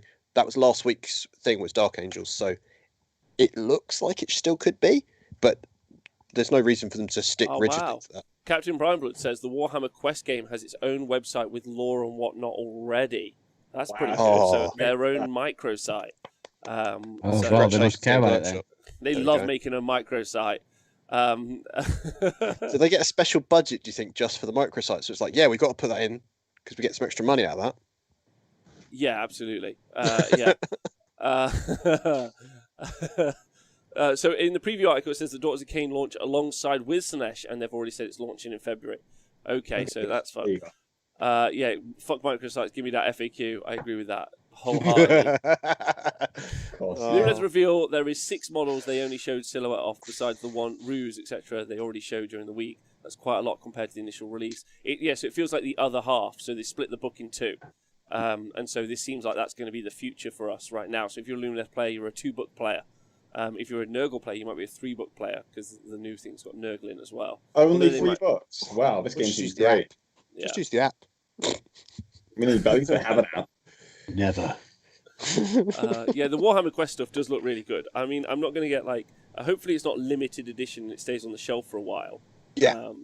So because that was a massive problem with Blackstone Fortress, that it was one print run of everything. So if Yep. something was really popular and it took them months to get a second batch done, Mhm. and that killed that game because no one could get the stuff. What to get involved in it later on. Yeah, like if you wanted to buy the what was the big? But then they brought the out big more lizard guy expansions at the for end. it. Yeah, but it was always people wanted the one before and they'd not dipped in immediately. Like they did one with Plague Marines, and just to get the little rule bits for it, you couldn't get them once that was sold out, and that sold out within 2-3 weeks. It was bizarre. It's like they could have been making so much money. I feel like that's the case with GW mostly though, because it's just an issue of getting the stuff made. Yeah. Ultimately, they're just a pretty guff company that make cool stuff that we love. Exactly. What is the main Warhammer stream going to talk about? Total War Warhammer? Maybe. We're not sure what they're talking about. Total War Warhammer 3, that'd be cool. I can play some Fat Boys on my PC. Oh, that'd be Nice. so good. That'd be so good. You're not allowed to though, Rob. Huh? You're not allowed to. No Total War for you. No. So, what's everyone's like highlight of the? I guess the highlight of the stream. Like, what's your favorite unit and or thing? Although we're not sure if it's finished yet, but I think it might be finished. Yeah. What's your highlight so far? I'm going to go first because I want to say something before everybody else picks theirs. I'm going to pick the vampires because I wasn't particularly enamored by anything else. And also, if I get in first, I can Bagsy those. So I'm going to go for the vampires because I think the models are really cool. Okay, that's fair. Damn it, Tom. Yeah, Damn it, there Tom. you go. Yeah, we're all like, Nick? well, what are we going to say now? Yep. Okay, exactly. so I'll pick something different. I'm going to go for one of my favorite things is the new Sisters of Battle Dreadnought thing because I think they look cool and also Yeah. they've got questionable anatomy problems, which will be hilarious if it just looks like their feet can't go anywhere. That would just not annihilate their ankles. And my second favorite thing Sorry, was the camera angles that the presenter chose. Yeah, it's over, guys. The camera 'Cause it angles was- were excellent. Seeing Yeah. people's faces up really up close is something I'm into. Okay, yeah, no, I agree with that. John, what was your favourite so far? I mean, that's it. For They've just me- closed it off, by the way. Yeah, we just Outside shot of doing that, the vampires as a thing, the fact that the intercessors and the flayed ones are just out, them being released, so people can stop asking me because I'm fed up with people in the shop going, so You when say- are they going to well, release them? You Like, say they're just get out, 'em though. They're out if you want to buy this like big expensive box full of other shit you don't want. So As a I as a use- shop manager, I'm up for this. yeah, well, good luck, Scribble. No, You're it's gonna a need really it. horrible thing to have that conversation, and it means I'll probably end up having to speak to my local guys and figure out who wants which half, and try to sort that out because And also for how much, right? yeah, and it's so awkward that sort of situation. Because I did that with Indomitus, getting people to split boxes together was just tough. So, But Karen, man, I was just going to say the red vampire, the guy in the red armor, that has given me some real hope because that was the one thread that I really wanted them to kind of tug on because I miss vampire knights. yeah. So Okay, hopefully- well, I mean, I think that's still to come. Milky Badger, thank you for subscribing. Big love. Appreciate you. Thanks, everyone, for either coming back to us or not. Thanks to Spartan Painting, also for subscribing as well, and Dan Doan. I thought they were announcing a new game. So the new game that they have obviously announced is Warhammer Quest, which is the vampires versus the werewolf dudes. I'm very excited for that. I think that looks really, really cool and looks really fun. But actually, if we take away what they actually revealed, they revealed a new Titanicus model, but a big one. Oh yeah, I Um, forgot about that. Yeah, So they That's revealed my a favorite model release. the yeah. War Master. Citizen Smith, War. thanks for subscribing as well. Massive love. So they've got a large model in that they've showed us one Sisters of Battle unit, which may be of more in the campaign book. And then we saw no Lumineth models. Oh no, we did. We saw the Rue Archer. We saw one saw some- Rue Archer. We and saw some silhouettes of the other ones, didn't we? Yeah, and then we've seen some the Warhammer Quest stuff. So like all in all, not tons of things. Oh, a new Daughters of Cain book. Sorry, new Daughters of Cain book. So Age of Sigmar smashing it, but we already knew that we were smashing it because we already knew that like earlier the week that there would be 2 books but now the Daughters of Cain book has thrown me because that's a fucking lot of books. There's going to be a new Slanesh book and new Daughters of Cain book in February. That's nuts. With the campaign book as well. No, Daughters of Cain and the campaign book. Yeah, no, and the Slanesh book. That's 3 Age of Sigmar books probably in the next like 2 months. And Warhammer Quest, that's a lot. And then, but how do you guys feel as predominantly 40k players? How do you guys feel about the campaign books that they're going to do, releasing models with them at the same time?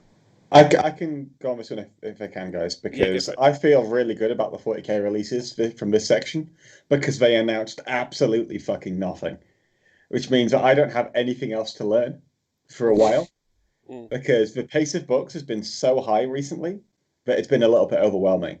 The fact that they haven't immediately announced a new book straight after dropping Death Guard fills me with joy. Yeah, okay, fair enough. Yeah, Nick, what are your thoughts? It's going to make me a bit more skeptical about. Well, I don't plan on buying many armies in the near future anyway. But if I was to be, it would make me quite skeptical about buying new armies. I know we're talking about 40k, but specifically how they're managing AOS now, like releasing half an army, then half an army later. Yeah. Just makes me feel a bit cautious about investing in a model range because of like, well, you're going to spring more stuff on me. Yeah, I guess so. If you're like a Lumineth player, is a good example. Like, you know, like I quite like the Dawn Riders. I thought the Dawn Riders looked kind of good, but like ultimately, like it's not a massive range, right? You've got like the 3 infantry, so guys with hammers, the guys with spears, and the guys with bows. Then you got a cavalry unit. You got a couple of monsters. You got Teclis. So it's like quite a nice range. But maybe you're like, I can't be asked to get into the Dawn Riders, let's say. But you end up buying a couple of boxes because you're like, I'm going to flesh the range out because that's all it's going to be. And then like they release a whole like shit ton more is a bit like, that's a bit of a shame, maybe. I don't know. Like, I mean, it's super exciting for the people who already own those armies. I think that's great. The updates for the armies that are getting updates is super weird. Like, I know Psychic Awakening didn't necessarily... Like, Necrons were one of the earliest codexes to get a release, and they were one of the last books to get a Psychic Awakening. It wasn't really a Psychic Awakening. Whereas, for Age of Sigmar, Daughters of Cain just had an update in Marathi. Now they're getting a Battle Tome. Slanesh just had a book. Now they're getting like a full update as well.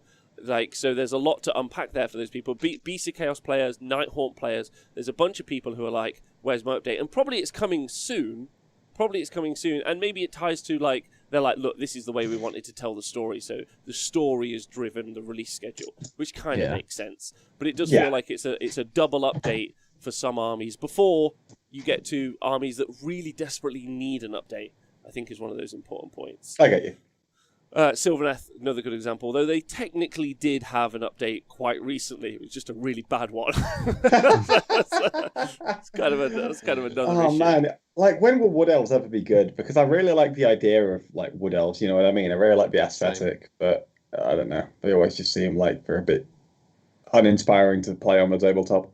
Yeah, a lot of people really upset with Bone Splitters. Another good example. Oh, the Bone Splitters, do they need an update? I mean, Uruks generally. I guess they could do with fleshing out, couldn't they? Yeah, they definitely could. Or they could. Yeah. I mean, ultimately, I think what you're really seeing is with the Lumineth, it feels like, oh, it's more Lumineth. And it's like, really, it's just the other half of the Lumineth. I think it's kind of like Slanesh. It's just the other half of the Slanesh. Disco Dolly, thanks for subscribing. Thank you to everyone who subscribed today and joined us maybe for the first time or whatever. It's been brilliant. We're live every day, so you guys can tune in. We talk 40k, Age of Sigmar all through the week. Loads of great guests, so please do join us. So there are 8 new Lumineth units coming, and there are 9 total in the book. So like the range is being doubled, which is pretty significant ultimately. I think it'd be interesting to look at the new Slanesh range now, and so like how many units are there, and be cautious about picking up an entire army, because if there's some like units that you don't like but you need to fill your 2,000 points up with them, then maybe consider just not purchasing those and waiting for the second half of the release. Yeah, if they are going to be so. Yeah, I think, like Chuckabutty says, splitting the armies would be fine if they were upfront about it. I think that's the kind of the interesting point. Yes, like, as long as we knew that was the case. I mean, we now know that campaign books are also going to produce new models for armies, which is a bit like, because if you're a Sisters of Battle player, you're now like, not forced, but if you want the cool new models, which is great, then the accompanying book is also an additional buy. You know, so when you do split it up, it does also mean they get to make their favourite product, books. And it does seem like a completely different system to like Genes to the Cults or AdMech, where there was a good amount of time between the release kind of spashes. With the Lumineth, it's essentially like I was chatting to intern Matt in the week. He's just finishing his actual limited edition box, so people are just getting to the point with the army where they're actually happy with them, and now it's all kind of flipped up again. It's just like, but I feel like that.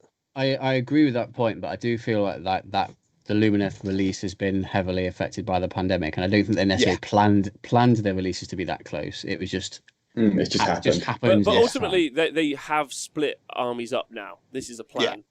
And also, someone in the chat made a point which I thought was really, really valid. It was like, if you did release, so what? So there's 8 more Lumineth, so that would be 17 Lumineth units that they could have released at the same time. And they've broke it as an 8 and 9.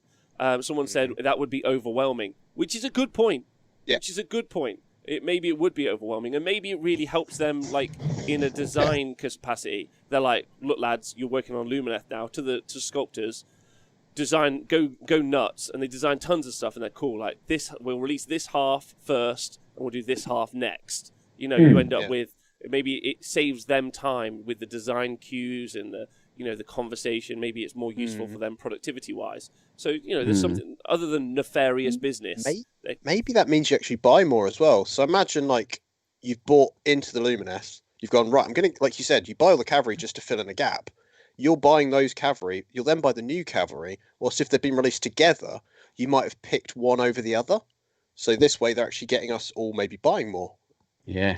It might be that. I don't know. I don't want to be like kind of assuming they're clever. Just don't buy the second one. Yeah. Right. Yeah, I'm with you, Tom. Cersin1, thank you for donating a gift subscription out to XG Narcolepsy. Narcolepsy. Good try. Okay, I'm so sorry. Jeez. Of all the people. What have you done? So Gitley says I'll definitely be left with a lot of superfluous Lumineth as well. I mean, that's the other thing, right? Like, let's say you bought... We'll use Lumineth as an example right now. Let's say you bought 30 Wardens, which are the guys with spears, right? And then you were like, you bought a bunch of Sentinels, you bought Techless, and you're like, okay, I want an army with Techless and without Techless. It meant you would have to buy a lot more infantry, or you would maybe buy a mountain guy or whatever it would be. And then you actually look and you think, okay, if I'd have known that there was the option to get 5 Dawn Riders and 5 Rue shooters or whatever, I'd have done that. Or a unit of spears and a unit of sword masters, like we saw in the video. I'd have done that instead of getting 60 spears. If they give you a different play style, or like have special rules that suit more how you'd like to play them, why not? Yeah.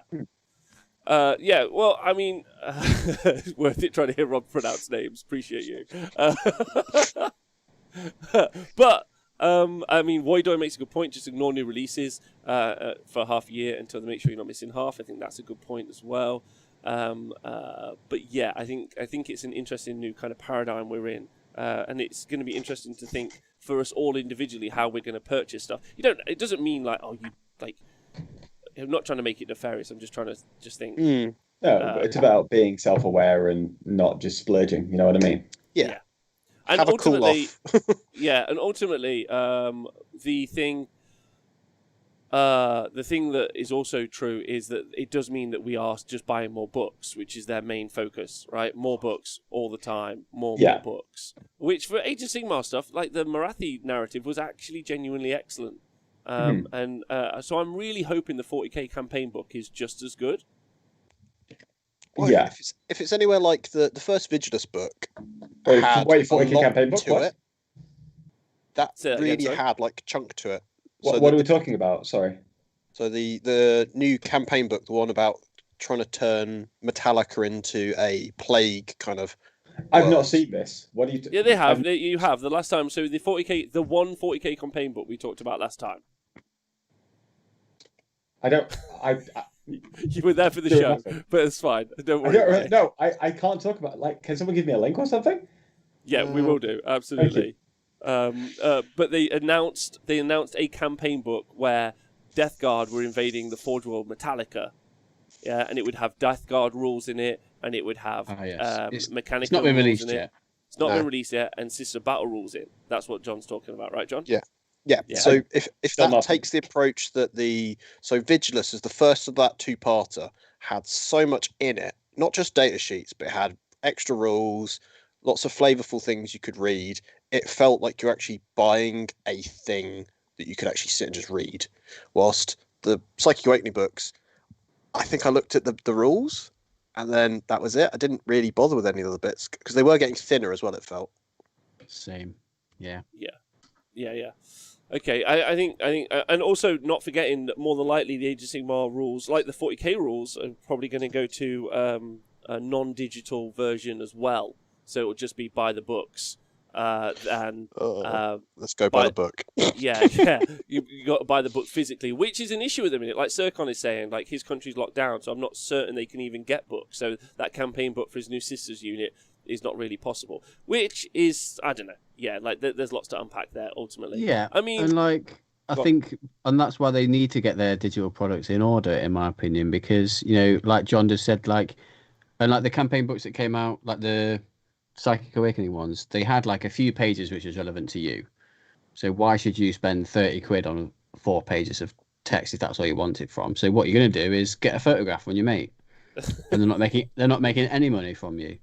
Whereas if they had an in-app purchase for your specific faction for £5 to get those rules, I'd be spending that on those 100%. I mean, if they made the app good first, then yeah, but they haven't. Yeah, so. yeah, make the app good and give me an option to buy my faction-specific rules in there and those rules only, because that's what I want. I don't want the everyone else's shit and the bad narrative. Well, the narrative wasn't relative to anyone anyway because it didn't do anything. So an interesting thing as well is this new campaign. I'd not noticed it before, but they're doing little snippets of like campaign rules for it in White Dwarf, which they're not making any song and dance about being connected. It's all about Warzone Charadon, which is Act 1, the Book of Rust. Is it Carcharodon? Not Charadon. Charadon or whatever. Yeah. However it's pronounced, they're specifically focusing on this Warzone in White Dwarf as well. But they're not telling us anything about it and hyping it. It's a lost opportunity entirely. Yeah. I mean, I don't want to... I mean... Okay, I think a statement for us as a group, I think, like, I don't know about you guys, I think rules should be free. I did a tweet about this the other day. Yeah. Rules should be free to drive the miniatures. The things that we're excited about, minis. Yeah, we're things all hype about the minis, yeah? We're excited about minis. Rules, new books, paywalls to understand what's going on, are negative, right? Yeah. Like, that's a drama. And the Kill Team box set is another example of them like creating, like, I mean, that was shit. It's a problem. Yeah, it's like a problem so for there's someone an like me issue. to deal with. But the minis part is really exciting. I feel like at the minute they're already selling more minis than they can actually produce. So doing like reducing the price of one thing in order to increase the sales of minis isn't going to do anything if you physically can't make any more already anyway. Maybe when we've got some more factories, it might be worth being something that they can do or should do. But right now, I feel like it's difficult. Yeah, I think working out the because what it looks like right now, as a consumer, and I don't know if anyone in the chat agrees, and if you don't, feel free to pipe up. It feels like as a consumer, what they're doing is they're working out the very best way they can leech money off us through books. Because I'm gonna buy your minis because I like your minis. Do you know what I mean? Like the vampires rock. I'm gonna buy them because they look great. You don't have to. Yeah. There's no flogging needed. However, the books are something you've got to flog to me. And they're working out ways to do that, right? And it's really interesting. You would think that the book should unlock the minis for you, but really what they're doing is they're using the books, and you like have to drag the book along with it. You're like, it's almost like you must buy it the till with. I've never bought a car, but I assume it's like, it's the petrol you need for your car, right? It's I like this car. It's like, cool, here's the petrol that you've also got to buy to have. I feel like it's half a tank or something off. It depends where you get it from, but yeah. There's a reason a lot of people buying the Games Wokshop minis and then only using games like one-page rules to play the game, says JJ the Official. Maximize customers while minimizing models sold, says Woidoy. That's fair. The Games Workshop rules publishing policy is increasingly making me disinterested in Games Workshop games. The thing is the rules are generally free on the internet if you spend half a minute trying to make that be a thing for yourself. Yeah. So like they're just, I don't know. And you just need to form a rules conglomerate with your friends and just say, look, between us, we'll all buy. We'll That's pool our true. money. We'll Yeah. buy the books and we'll share it between ourselves. Or some Yeah. Gopnik in Eastern Europe. But yeah. Yeah, that's something you could do. Like, you could do that. That's a clever idea, actually, Nick. Like, if you had a local gaming club, you could all just buy the books, buy a book together. Just teach each other what the books Yeah. are. Yeah, that's really clever. I hadn't thought about that. So yeah, but the mini side of it, I don't want this to be like disappointed because like the mini side, I mean, presentation was weak as always. Although the narrative video, Tom, you enjoyed those, right? Yeah, I really liked them. Thought they were cool. I enjoyed those. Yeah. That's about it. Yeah, I liked it. John? There you are. They set the tone, and the fact that it wasn't just that kind of half animated stuff like they did with the tech list. The way that the Warhammer Quest one was done, there was a specific aesthetic choice they went with, and that set the tone for the game for me. Yeah. And that's got me now wanting to even consider playing the game. I probably won't. I'll probably cool off of it and I'll paint the minis and that'll be it. But the fact that it's getting me hyped is doing a job, and that's what they should be doing. They're the marketing department after all, right? They should be trying to sell me stuff. It's true. Yeah. I've not forgotten about it, so that's a good thing. You know, Yeah. I now want to. I've already forgotten about Underworld. The what? I didn't forget about that model. Nick, you got There's a any lot. kind of like summation thoughts, do you think? On just all the Anything, releases. any of it. Yeah. None that I think are worth sharing. Sorry. All right, fair enough. Well, all right, well, we'll call it for a day because it's been fun talking to all you guys, and we've been here a while, so it's worth heading off. Just a quick reminder for anyone who's like watched us or hasn't watched us before: we're live every day, 12 till 1, like midday. For lockdown. Tomorrow will be day 310 that we've been doing it for. We're also live every Thursday night talking 40k and every Monday night talking Age of Sigmar. So it'd be sweet if you wanted to join us for those shows. It'd be super fun. It's also all a podcast that you can listen to. So if you don't normally consume stuff live and you listen to it as a podcast, then you can do that as well. We've got Discord and we've got merch and all that other business, but fucking ignore that. Like, just crack on. But it's been lovely. You're the worst marketer ever. Oh, we got shit we can tell you, but fuck it. You know. Oh, great. Thanks, Rob. Rob doesn't want more jam. I just want you to all hang out and form a big community.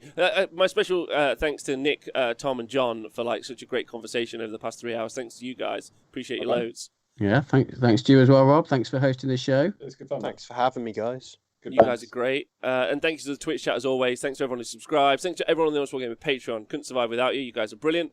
The show's not sponsored or bought by anyone, so it's only thanks to Patreon we're able to be sassy bitches on the internet. Love you guys. Love you intern Matt, Git Lee, Bud. Big love. Idiot night. Everyone have a great day. See you soon. Bye. Cheers, everyone.